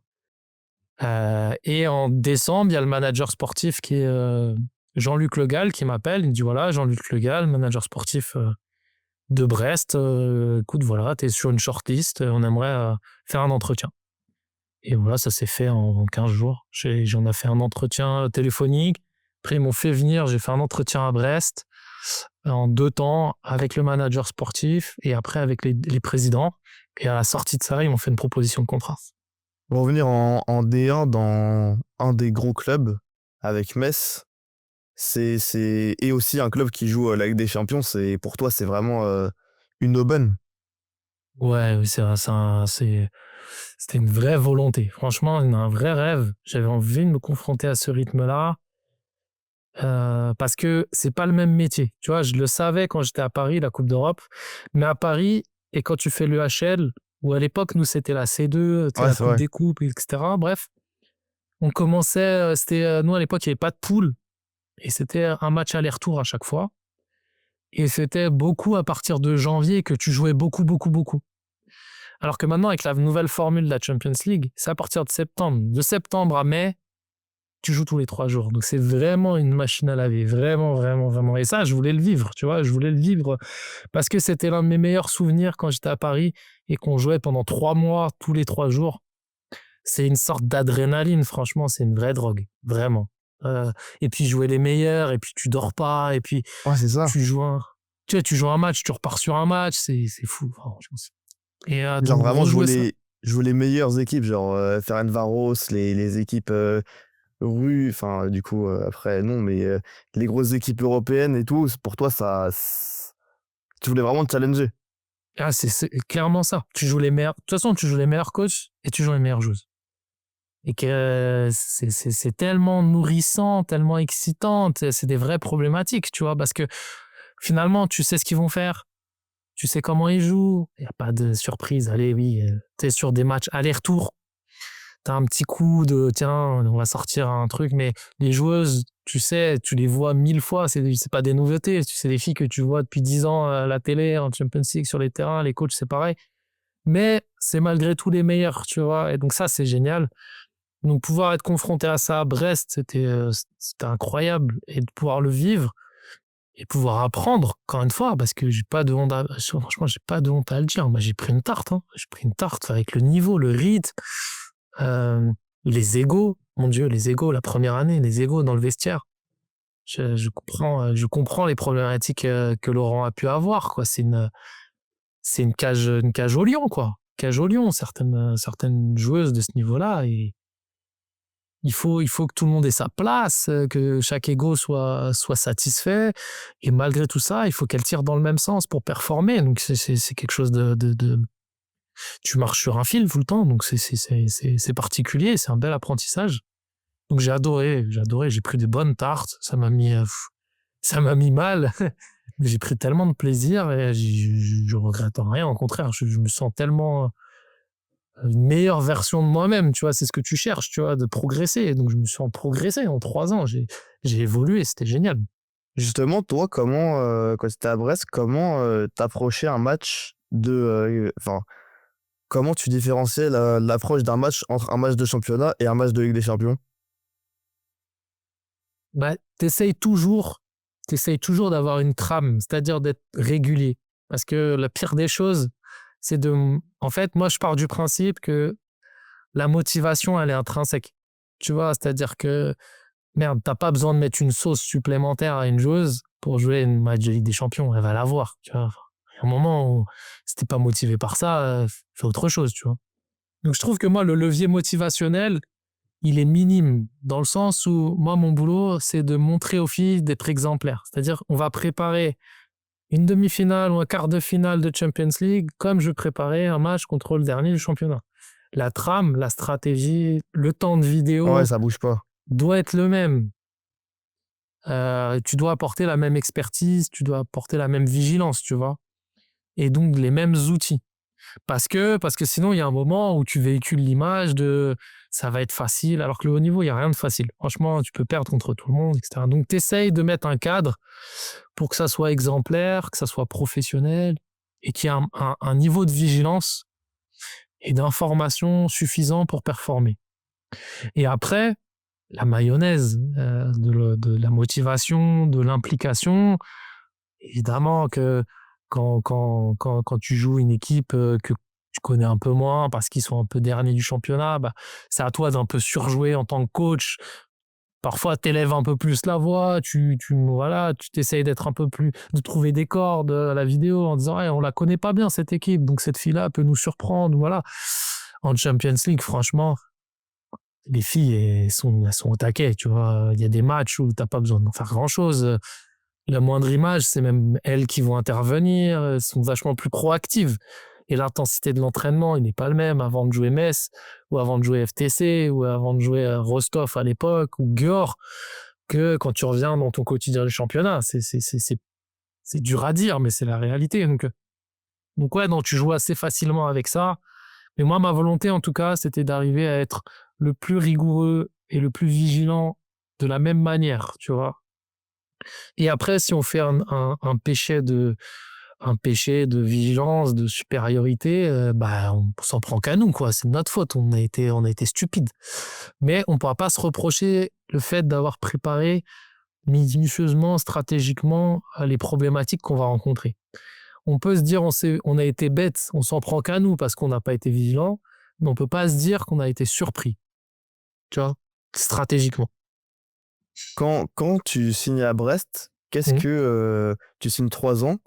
C'était quoi que tu voulais chercher? C'était en plus la Ligue des Champions, être au top du championnat? Alors moi, quand il me recrute, il y a quand même plusieurs versants sur les objectifs. Le premier versant, il n'était pas en termes de résultats. Tu vois, c'est ça qui est particulier aussi, parce que Brest, c'est quand même une grosse machine. Et c'est quand tu es de l'extérieur, c'est toujours difficile. Tu vois, ce que je disais, c'est que tout le monde attend des titres. Alors Brest, quand ils me recrutent, il y avait 2 choses. Et la première, c'était changer d'air. Tu vois, il y avait Laurent qui avait performé avec un management particulier, avec des profils de joueuses particuliers, dans le sens où c'était très... Laurent, il était là au début, il a été central du projet, il a été omniscient, tu vois, il avait toutes les strates, c'était quasiment un manager général, et c'était très descendant, et il gérait tout, tu vois. Et avec des joueuses qui étaient venues à Brest un peu en mode mercenaire, parce que Brest n'était personne, donc c'était des gens qui venaient pour prendre de l'argent et des titres, mais le projet Brest, ça aurait pu être le projet ailleurs, ça s'en foutait. Donc c'était basculer, changer d'air. Maintenant qu'il y avait eu des titres, et maintenant qu'il y avait eu cette construction, ils voulaient une organisation architecturale différente en termes de management, et donc avec des strates, avec un manager sportif qui était Jean-Luc Le Gall, avec un entraîneur qui était moi, qui était en dessous, donc je n'étais pas du tout omniscient, avec différentes strates, et avec un staff assez complet, pareil, que j'allais manager de manière hiérarchique et descendante, tu vois. Et avec des joueuses qui, maintenant, l'une des caractéristiques, c'était de venir à Brest parce que tu veux venir à Brest. Et pas parce qu'il y a tant de zéros sur le salaire, tu vois. Donc, il y avait ce premier versant-là, changer d'air, tu vois, changer d'air et d'image. Parce que c'était les nouveaux riches et avec des mercenaires. Encore une fois, c'est pas méchant parce qu'ils ont gagné des titres, j'en ai pas gagné, hein, tu vois. Franchement, voilà. Et en fait, c'est comme le PSG au foot. Il y a des moments dans la construction d'un club ou Manchester City. Tu vois, il y a des moments où ils ont aligné pour que les gens viennent. Et après, il y a eu un moment où ils ont construit. Et après, on parle plus que de tactique et Guardiola pour gagner le titre à City. Mais ils sont passés par mettre de l'argent alors qu'ils étaient personne, tu vois. Et c'est comme ça que ça s'est construit. C'est comme ça. C'est chaque moment de l'histoire a besoin de l'un, de l'autre pour se nourrir et grandir, tu vois. Donc, ils voulaient changer. Ils voulaient passer à une autre époque, à un autre step de la construction de leur club. Donc ça, c'est la première chose. La deuxième chose, c'était d'avoir une résonance jeune, une résonance sur la formation jeune.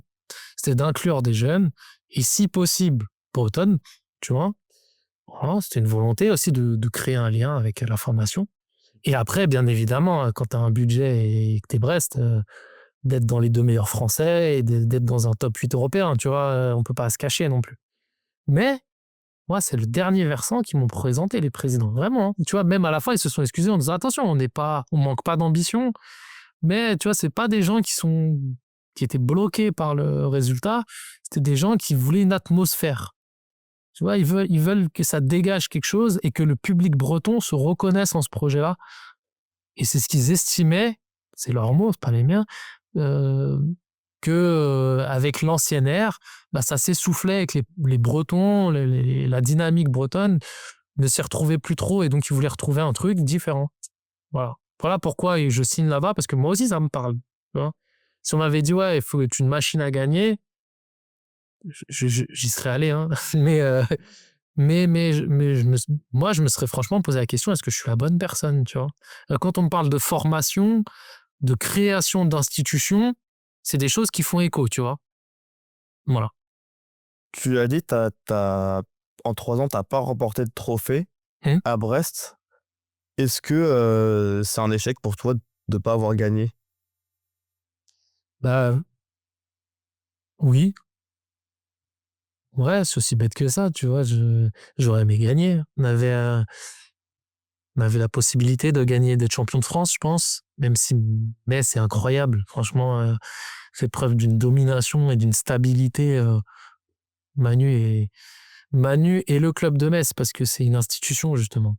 On jalouse forcément ce qu'on n'a pas, mais leur force, c'est ça. C'est ce que représente le coach et ce que représente le club, maintenant, est au-dessus de tout le monde. Et donc, voilà, et ça fait gagner. Ça fait gagner parce que les égos ne cherchent pas à se mettre devant. Voilà, non, tu rentres dans le moule et tu donnes le meilleur et tu gagnes. Ce qu'on n'a pas eu en 3 ans à Brest. Petit à petit, j'ai trouvé que c'était de mieux en mieux et je trouve que ma deuxième et ma troisième saison étaient bien plus abouties parce que j'ai eu un vestiaire qui me ressemblait de plus en plus. J'ai réussi à faire venir des joueuses qui me paraissaient plus me convenir, plus convenir au projet qu'on voulait mettre en place. L'organisation structurelle avec le nouveau management. Au début, il y a eu Serge Bonamour qui était manager sportif qui est arrivé. Et puis après, on a structuré avec Mathieu Marchand et Nicolas Rouet quelque chose d'un peu plus d'une organisation à 3 têtes sur le sportif, sur l'administratif, politique, etc. Et je trouvais que c'était une belle structuration de sport de club de haut niveau. Donc voilà, tu vois, l'échec, il est toujours l'échec, la réussite, c'est pas que des résultats. Donc en termes de résultats, j'aurais aimé gagner un trophée et je pense que c'était l'une de mes missions. Donc sur ce côté-là, c'est un échec. Mais par contre, sur beaucoup d'autres missions, j'ai l'impression que c'est une vraie réussite. Tu vois, notamment remettre le projet Brest au cœur du projet, au cœur du système. Que ça soit pas les joueuses au cœur du système, même si évidemment elles sont décideuses, mais que ça soit des joueuses qui soient à leur bonne place et pas décideuse de choses au-dessus d'un président, au-dessus d'un coach, au-dessus d'un je sais pas quoi, tu vois, mais bel et bien, chacun a sa place, avec des gens compétents à chaque place et des gens qui travaillent pour une institution. Et ça, je trouve que c'est une vraie réussite. Et voilà, là-dessus, je suis assez fier d'avoir rendu une copie plutôt structurante et malgré tout plutôt performante parce qu'on fait 3 fois vice-champion de France, qu'on fait 2 top 12, un top 8 européen et que voilà, on n'a pas chuté dans la hiérarchie. Mais on n'a pas eu de titre, mais on n'a pas chuté dans la hiérarchie et je pense que structurer et rester stable, c'est déjà pas mal parce que parfois quand tu structures, le sportif tombe un peu. Là, j'ai trouvé qu'on avait vraiment beaucoup structuré, on a professionnalisé et qu'en même temps, on a réussi à être attractif sportivement. Donc, je trouve que c'est plutôt une belle réussite. Ouais. Toi qui as connu plusieurs époques du championnat de France, comment tu vois son évolution et comment tu l'as perçu? Écoute, je suis inquiet. Je suis inquiet sur le championnat parce que je trouve que déjà, on voit de plus en plus de clubs qui font faillite. Beaucoup plus de clubs qui font faillite, qui ont des problèmes financiers. Ça, c'est vraiment inquiétant. Deuxième chose, c'est que je la trouve de moins en moins concurrentielle. Je vais faire le vieux con, tu vois, mais c'est vrai qu'à l'époque où je commence, c'était dense, quoi. C'était dense. T'avais Fleury, t'avais Toulon, t'avais Metz, t'avais Paris, et même il y a 2-3 ans, il y avait Paris, Nantes, Metz et Brest. Là, j'ai l'impression quand même, cette année, encore une fois, je coache pas en LBE cette année, donc c'est un regard extérieur. Mais j'ai l'impression que t'as Brest-Metz et puis après, même Dijon qui fait une belle saison est très très loin de ce niveau-là, tu vois. Donc je trouve que c'est inquiétant en termes de densité et de concurrence. C'est de moins en moins concurrentiel. Alors vraisemblablement, le niveau intermédiaire est plus dense. Tu vois, Dijon, Besançon, Planck, c'est des équipes qui commencent à ATH, ça commence à devenir de plus en plus homogène. Mais je trouve par exemple le niveau bas de tableau D1 était pour moi le haut de tableau D2 à l'époque où j'étais en D2. Ok, je vois ce que tu veux dire. Tu vois, mais il y avait Ouais, moins d'équipes en D1, donc c'est oui. un peu logique, tu vois. Mais on jouait, c'est pas compliqué, on jouait Saint-Amand, Le Havre, euh, Plancuc, Mérignac, qui sont que des équipes quasiment maintenant qui sont en D1. Et les joueuses qui jouaient en D2 à cette époque-là, maintenant jouent en D1 et performent en D1. Donc je me dis, tu vois, c'est quand même un peu révélateur du fait que je pense que le bas de tableau D1 correspondait un peu au tableau D2 de mon époque, parce qu'il y avait moins d'équipes en D1, et que je trouve que le très haut de tableau D1 est un peu moins concurrentiel, un peu moins intéressant. Voilà, et qu'il y a un peu moins de stars aussi, tu vois. À Brest et Metz, il y a des stars, mais tu vois, les filles d'une trentaine d'années qui ont de la Champions League, avant, il y en avait un peu dans plusieurs clubs en France. Maintenant, elles sont dans d'autres championnats. Tu vois, ce que j'ai connu en Roumanie, par exemple, et ça m'a fait un choc, c'est que tu joues l'avant-dernier du championnat, la moitié de l'équipe, je les connaissais parce que je les avais joués en Coupe d'Europe. Et donc, c'est des trentenaires, des filles d'expérience qui ont de la Coupe d'Europe et qui jouent dans du milieu bas de tableau roumain. Maintenant, tu regardes la LBE et milieu bas de tableau, c'est soit des jeunes françaises, et tant mieux, ça permet d'éclore, soit des joueuses qui ont peu d'expérience dans le contexte international. Donc voilà, je trouve que, en tout cas, voilà, moi, c'est le regard que j'en ai et c'est le constat que j'en fais. Après, j'ai pas la vision pour l'avenir, mais je sens quand même une fragilité économique ambiante. Je sens un manque de concurrence vers le très très haut. Et je vois un manque d'attractivité des joueuses du contexte international. Voilà. Justement, transition toute faite. Après Brest, c'est la Roumanie que tu vas rejoindre. Quand tu l'annonces, enfin moi qui viens pas du monde du handball, mais grâce notamment à Franck Kuhn, j'ai compris, et à mes recherches, j'ai compris que le championnat roumain, c'est un championnat qui veut grandir, comme tu l'as dit, avec des stars. Quand tu rejoins la Roumanie, justement, tu rejoins le club de Buzo, avec un projet ambitieux. Comment ça s'est fait?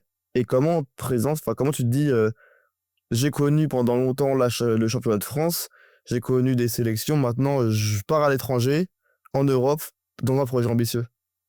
Ouais, bah, c'est le même cheminement. Tu vois, moi, ce qui me guide, c'est c'est de prendre plaisir, tu vois, ça c'est sûr, et c'est d'essayer de me confronter à des situations qui vont me rendre meilleur. Tu vois, d'essayer tout le temps, ouais, de découvrir des nouvelles choses, culturelles, sportives. Et donc, je m'étais toujours dit, il faut que j'aille entraîner à l'étranger. Alors, j'allais entraîner au Gabon, mais c'était une sélection et c'était francophone. Et là, j'avais envie d'entraîner un club non francophone, euh, pour être confronté à, déjà, comprendre, parce que j'ai entraîné beaucoup de joueuses étrangères, comprendre ce que vit une joueuse quand tu la fais venir chez toi en France, tu vois. C'est comment elle fait? Enfin, tu sais, tu te dis, bon, vas-y, elle s'entraîne, elle me fait chier avec ses états d'âme, là, c'est bon, t'as ton salaire, ça va, tu vois. J'ai aussi, tu sais, de temps en temps, te dire, et moi, si j'étais loin de ma famille, si je parlais pas la langue, si j'avais pas d'amis là-bas, comment je vivrais? Est-ce que je serais capable de performer? Il faut que je sois confronté à ça. Pour comprendre les autres, il faut se l'imposer, tu vois. Je peux pas imposer quelque chose que je me suis pas imposé à moi-même, tu vois. Donc ça, j'avais vraiment une curiosité. Après, la langue, moi, franchement, je suis pas bon en anglais, hein. Bref, j'ai pas été très bon à l'école à l'anglais, pas très bon à l'école tout court, mais l'anglais, c'est une catastrophe. Donc, j'ai un anglais d'entraînement du quotidien. Voilà, et je m'étais dit, mais l'entraînement, c'est de faire passer des émotions, c'est de faire passer un message technique, mais aussi émotionnel. Comment, avec un minimum de mots, tu peux te faire comprendre, entraîner quelqu'un, entraîner tactiquement, mais entraîner aussi en termes de dynamique, tu vois, de mouvance, tu vois, de management, avec pas tout langage maternel, tu vois. Ça, c'est franchement, c'est fou. Et puis le truc pour kiffer, c'est le niveau roumain, quoi. Enfin, c'est pareil. Enfin, là, tu te dis, quels sont les meilleurs championnats. T'as la Champions League qui est folle, c'est passionnant, le HL qui est sur les phases de poule qui est vraiment intéressante. Et puis après, t'as le championnat danois et t'as le championnat roumain. T'as le championnat hongrois, pareil, mais je pense qu'il est en manque de concurrence. Tu vois, t'as les deux gros, t'as Győr et FTC. Puis après, les autres, ils prennent un peu des fessées quand même, un peu comme en France, tu vois. Mais vraiment, si tu veux te battre tous les week-ends, le Danemark et la Roumanie, c'est ce qu'il y a de mieux en Europe, tu vois. Donc ça, je me suis dit, ça va être génial. Et puis, sur le banc en face, t'as des coachs pareil, des coachs avec des grands noms. Sur les équipes, sur le terrain en face, t'as des grandes joueuses. Moi, je me suis dit, ma priorité, c'était ça. Tu vois, j'en ai parlé avec d'autres clubs en France avec qui j'étais en contact à ce moment-là, avec qui je m'étais dit, ouais, c'est pas, je leur ai dit, j'ai cette faiblesse d'être honnête, tu vois. Votre projet m'intéresse et franchement, pourquoi pas. Mais ma priorité, c'est l'étranger. Tu vois, et quand cette proposition à l'étranger, j'ai eu 2 clubs en Roumanie. Et voilà, j'ai finalement accepté pour Buzo parce que Buzo me permettait de venir avec un staff français. Voilà, ça s'est fait très vite. Pareil, je me suis dit, voilà, banco, c'est un club roumain, milieu de tableau, ils veulent se qualifier en Coupe d'Europe. Ils me permettent de venir avec un staff. Moi, je vais découvrir un championnat. Donc, j'ai pas besoin d'être européen, machin, voilà. Donc, on fonce, quoi. Et c'était, voilà, hyper excitant. Et justement, dans l'exigence du championnat, tu l'as ressenti dès que t'es arrivé? Ouais, ouais, direct. Déjà, l'engouement. Tu sais, c'est parfois, on fait un métier qui est compliqué, qui est dur, tu vois, où tu passes beaucoup d'heures, où tu passes beaucoup d'énergie, où tu peux te faire virer à tout moment, mais c'est normal. Enfin, moi, ça, c'est pas, franchement, je trouve que ça fait partie des règles du jeu. Et je trouve ça sain dans le sens où on est confronté au résultat et à la performance. C'est comme ça, tu vois. Ça me dérange pas. Mais dès le début, tu le fais et tu ressens les attentes. Tu ressens les attentes du public. Tu fais pas ça dans ton coin. Tu fais pas un match amical ou tu fais pas une défaite ou une victoire et que il y a personne dans la salle ou quand il y a du monde dans la salle, on t'entend. Tu vois, tu fais ça devant des gens qui donnent leur avis, qui se font entendre et qui créent de l'émotion. Ils sont pas contents, ils t'insultent. Ils sont contents, ils te félicitent. Tu vois, il y a de la vie, quoi. Moi, je suis traversé par ça, hein, vraiment. Je veux que ça vive. Ça crie, ça pleure, ça pleure. Si ça rigole, ça rigole, tu vois. Mais là, tu le fais vraiment dans un endroit où il y a de la vie. Et dans de la vie, il y a du bon, il y a du mauvais. Il y a du fort et bref, il y a du calme. Et il y a de la vie aussi auprès des institutions, des dirigeants. C'est-à-dire que là, tu as des dirigeants, c'est pas du faux semblant. Tu vois, parfois, en France, c'est aseptisé, mais c'est pas pour autant plus honnête. Tu vois, en France, parce qu'on dit, ouais, voilà, les Roumains, c'est des oufs. Ouais, c'est vrai, c'est des fous, vraiment. Mais tu le sais. Tu perds un match, ils t'enlèvent 10% de ton salaire. Tu perds 2 matchs, ils te menacent de plus te payer. Ouais, mais tu le sais. C'est marqué dans ton contrat, en fait. Tu le sais. En France, ouais, tu as des protections sociales, oui, tu as des syndicats, mais au final, les dirigeants, ils te virent aussi, tu vois, ou ça te dénigre, tu vois, enfin, moi, je trouve plus insidieux parce que sous prétexte qu'en France, c'est bien élevé ou c'est bien cadré, voilà, mais au final, dans le fond, quand tu perds, on parle mal de toi, on te renouvelle pas ou on te vire. Et voilà, et quand on gagne, t'es le meilleur. Bah, en Roumanie, c'est pareil, sauf que c'est face à toi, hein. Qu'on a vécu des scènes incroyables, quoi. Ouais, des engueulades dans les vestiaires par le président quand tu perds un match. Je te dis, des menaces. Bon, bah là, vous ne serez pas payé jusqu'à la prochaine victoire. Ou là, vous allez perdre 10%. Ou le maire, parce que le club appartient au maire, le maire qui vient et qui balance tu vois, voilà, qui hurle, qui met la pression parce que c'est son argent, c'est l'argent des contribuables, c'est l'argent de ses électeurs, tu vois. C'est pas neutre, c'est pas neutre.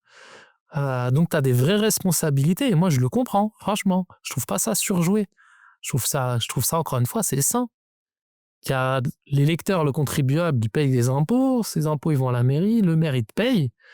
Lui, il veut se faire réélire. En même temps, il veut donner du plaisir à ses électeurs. Tu perds, bah lui, il veut pas se faire réélire. Donc, mon coco, l'argent que je te donne, il va falloir que tu me rendes, tu vois, retour sur investissement, tu vois. Et pareil aux joueuses, hein, elles prennent la pression. Moi, je trouve ça honnête, en fait. Bah, c'est Et je m'étais d'être hyper préparé à ça, exigeant, tu vois. quoi.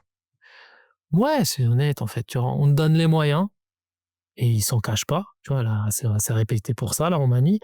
Mais en face, bah écoute, gagne, tu vois. C'est pas ma philosophie, c'est pas ce que je ferai toute ma carrière, mais sur ce choix-là de moment de carrière, j'ai trouvé ça rigolo. Intense. Ouais, je trouvais ça sympa à vivre, tu vois, même si ça a été dur, hein, on en a Oui. morflé avec le staff, tu vois, c'était dur. Et puis quand on a appris du jour au lendemain que le maire il retirait tout le budget et que tout s'arrêtait, tu vois, que t'as 20 contrats pro de joueuses qui ont plus de taf, que le staff n'a plus de taf. Mais voilà, on l'a vécu, ça fait grandir. Justement, j'allais juste faire la transition avec. Au mois de janvier, le club, il a été annoncé qu'il allait se mettre en retrait. Comment ça s'est fait et comment toi tu l'as vécu, ces différences financières? Bah, déjà, on s'y attendait pas du tout. Ouais, Mais pas du tout, pas une seconde, hein. C'est-à-dire que c'est un club qui est réputé pour être très stable. Tu vois, bon, tu as des menaces de salaire, mais tu sais, tu as beaucoup de clubs qui payent pas, ou tu as beaucoup de oui, retard de salaire, tu as beaucoup de problèmes économiques en Roumanie, tu vois. Ça, c'est un club qui était réputé pour être stable financièrement parce qu'il y a une mairie qui est stable avec un maire qui est réélu régulièrement, qui soutient le club. C'est un club qui est réputé stable. Voilà. Stable à la roumaine, hein. On s'entend, mais stable. Et donc voilà, donc on s'y attendait pas. Il y il y a eu, comme je te dis, les menaces, les contraintes financières, mais au final, on a été payé. Enfin, tu vois, c'était pas, les joueuses étaient payées, c'était pas comme d'autres clubs. Et donc, du jour au lendemain, il y a eu en fait, il y a eu des problèmes politiques en Roumanie, avec la présidentielle. Nous, on est une ville qui est socialiste. Le PSD, le Parti socialiste démocrate, c'est vraiment un bastion du Parti socialiste. Et le candidat favori pour les présidentielles roumaines, c'était un mec de ce parti-là, qui était très soutenu par Buzău et par le maire de Buzău, y compris soutenu financièrement sur la campagne. Sauf que ce mec-là, il n'a pas passé le premier tour. Donc du coup, l'argent investi dans la campagne pour ce mec n'est pas revenu dans les caisses de la mairie. Donc la mairie s'est retrouvée avec beaucoup de dettes. Parce qu'ils étaient persuadés que ce mec-là allait devenir président de la Roumanie, qu'il allait avoir un retour de la campagne, et que financièrement, la mairie allait être même projetée. Il y avait projet, nous, quand on arrive, projet d'avoir une nouvelle salle, de devenir européen, parce qu'ils misaient beaucoup sur le fait que politiquement, le président roumain vienne de Buzău et soit de leur parti. Tu vois? Sauf que ce mec-là a échoué complètement parce que c'est un mec d'extrême droite qui est passé là. Et donc, gros problème financier. Et donc, derrière, le maire, il a pour essuyer certaines dettes, il a enlevé l'argent du sport de haut niveau, dont le hand. Donc, le foot, c'est pareil, hein, ils vont sauter à la fin de l'année. Il y a des athlètes, des pongistes qui ont fait les jeux, qui étaient de Buzău, qui étaient payés aussi un peu par Buzău. Tout ça, ça a dégagé. Et donc, on a appris sur les réseaux sociaux que ça s'arrêtait. Donc, à 14h, je crois, 14h, moi, je suis en train de faire la vidéo avec mon staff et j'ai un appel du directeur sportif. Et je dis, ah bah tiens, il y a le directeur sportif qui veut nous voir. Et mon préparateur physique, il est sur Internet, et il me dit, bah attends, il y a un communiqué de presse, et le communiqué de presse sur Facebook et Insta, c'est arrête l'équipe professionnelle. Donc on l'a appris, nous, sur les réseaux, comme les filles. Et après, on a eu rendez-vous avec le directeur sportif, et après, le directeur sportif, il est venu l'annoncer aux filles. Tu l'as vécu comment, du coup? Mal, forcément, mais... Ouais, franchement, c'est une claque. Claque, tu vois, c'est... Parce que là, tu te dis, non, mais attends, qu'est-ce qui va se passer, quoi? Donc là, tout s'arrête. Il dit, ouais, non, il n'y a plus d'entraînement, il n'y a plus rien. Mais on devait jouer, c'était un jeudi, on devait jouer le samedi en coupe contre Brasov. Il dit, non, on a tout arrêté. Putain. Donc voilà, tu te retrouves avec, je te dis, on a 20 joueuses, 20 contrats pro, le staff. Bon, bah voilà, ça s'arrête, t'as voulu retrouver d'autres clubs. Non, c'était violent. Franchement, c'était violent parce que autant te faire virer parce que t'as pas de bons résultats, ou à la fin de l'année, de pas être renouvelé, t'es préparé à ça, tu vois. Mais que en pleine saison, le club se retire. D'ailleurs, c'était la première fois au championnat roumain que ça arrive. Souvent, ils se retiraient en fin de saison. Tu vois, c'est pareil. Pourquoi vous faites pas en fin de saison? C'est pas pour les 6 mois qui arrivent que ça va changer quelque chose. Tu vois, pour une mairie, ça change pas grand-chose. C'est pas un budget non plus. Voilà. Et non, il a fait ça vraiment à côté. Non, c'était un peu dur. Et puis voilà, tu te retrouves un peu dans le blanc des yeux, à pas savoir quoi faire, comme ça, un peu KO debout, tu vois. Et puis le timing est pourri parce que moi, j'étais en contact avec des clubs en décembre, et je leur disais, bah non, moi je suis sous contrat, c'est gentil, on reste en contact, mais je suis sous contrat, quoi. Pour moi, j'avais encore 1 an de contrat et je vais signer 2 ans. Et 15 jours après, ton club, il s'arrête, sauf qu'eux, ils ont déjà trouvé leurs entraîneurs, tu vois. Donc, bon, bah voilà, tu te retrouves un peu dans la merde parce que le marché des entraîneurs est fini pour la saison d'après. Donc, tu te dis, bon, bah, je vais peut-être me retrouver sans rien pendant encore 1 an et demi, quoi. Donc pas cool. Pas cool, un peu inquiétant. Et puis voilà. Et puis après, écoute, c'est comme ça, c'est la vie d'entraîneur, hein. En introduction, tu l'as dit, tu as été intronisé sélectionneur avec la Tunisie. Comment ça s'est fait, du coup? Parce que pour toi, c'est une chance que ça arrive, en plus. Ouais, écoute, ça s'est fait... déjà, c'est un truc qui me trottait de reprendre une sélection. Ouais. Même si j'ai vraiment un goût d'inachevé sur le club roumain. Et je me dis Bah que je forcément. reviendrai. Ouais, je reviendrai. Pas dans ce club-là, mais j'aimerais bien refaire au moins une saison pleine. Tu vois, il y a un petit coup d'inachevé. J'aime pas ça, moi. J'aime aller au bout des choses et de vivre l'aventure pleinement. Mais ouais, refaire une équipe nationale et faire une compétition internationale comme le mondial, ça me trottait. De refaire une CAN, ça me trottait. Donc ouais, voilà, ça me parle. Et je sais plus quand. Bref, je suis contacté, ouais, février-mars, je suis contacté par le président de la Fédé, que j'avais déjà croisé. Tu vois, c'est des gens que j'avais déjà croisé quand j'étais à Brest. On avait discuté un peu, mais moi j'étais à Brest, donc il n'était pas question de faire les deux en même temps. Et je voulais faire que le club.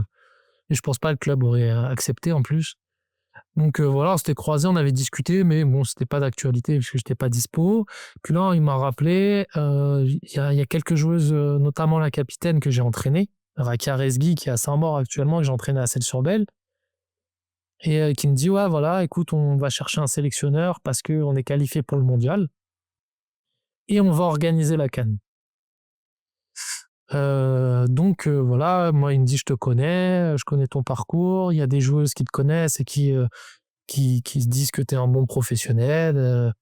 Donc voilà, est-ce que toi, ça t'intéresserait? Mais attention, c'est une mission à temps plein. C'est-à-dire, tu viens vivre en Tunisie, tu entraînes au quotidien, tu prépares les locales, et tu as le mondial en décembre 2025, et tu as la CAN à Tunis, enfin en Tunisie, je sais pas si ce sera à Tunis ou à Hammamet ou ailleurs, mais en Tunisie, en décembre 2026.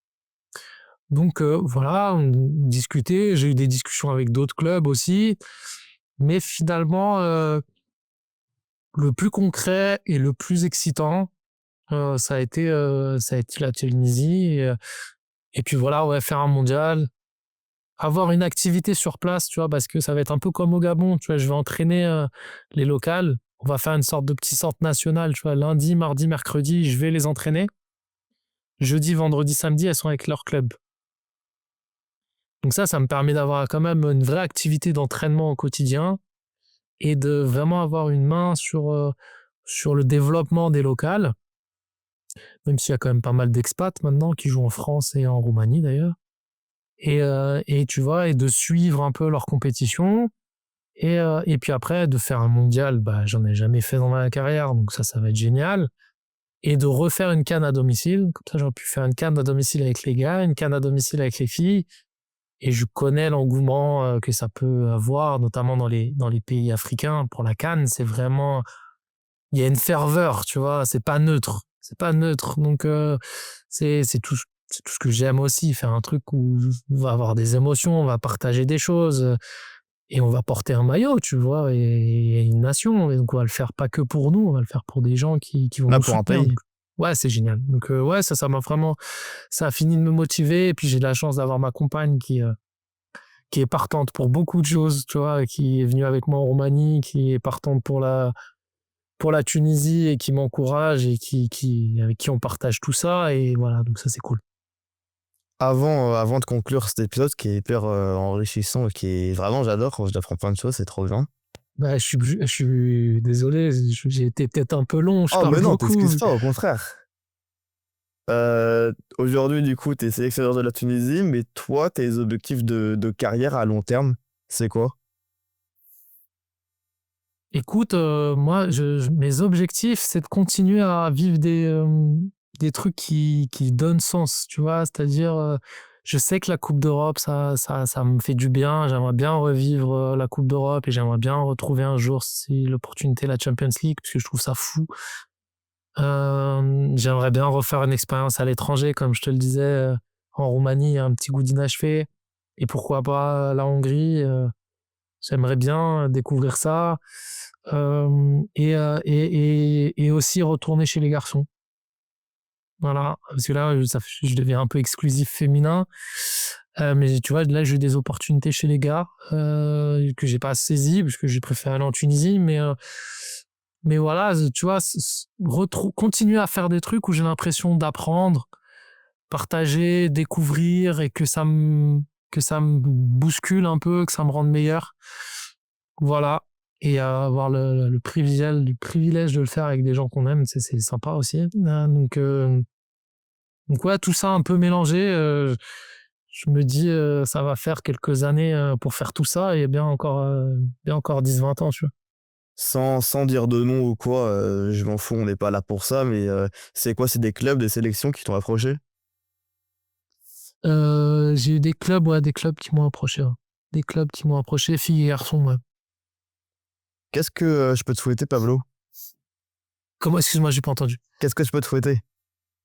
Qu'est-ce que tu peux me souhaiter? Bah écoute, de kiffer, de prendre du plaisir à faire ce qu'on fait. Enfin, moi, je suis un privilégié. Je joue à la baballe, tu vois. C'est incroyable. Tous les jours, je me le dis. Comme tu dis, je suis fier de là d'où je viens. Je suis pas un joueur de haut niveau. Tu vois, j'ai pas eu cette chance-là. J'ai pas baigné non plus dans le haut niveau. Donc je suis allé le chercher et je sais que tout peut s'arrêter très vite. Donc voilà, de profiter, de continuer le plus longtemps possible et de m'amuser. Moi, on va conclure cet épisode-là. Je vais te souhaiter tout le meilleur pour la suite de ta carrière et avec la sélection tunisienne. Et merci à vous d'avoir écouté ce podcast. À la semaine prochaine. Merci, Pablo. Merci Elliot. Salut. Salut. Non, moi je suis coach.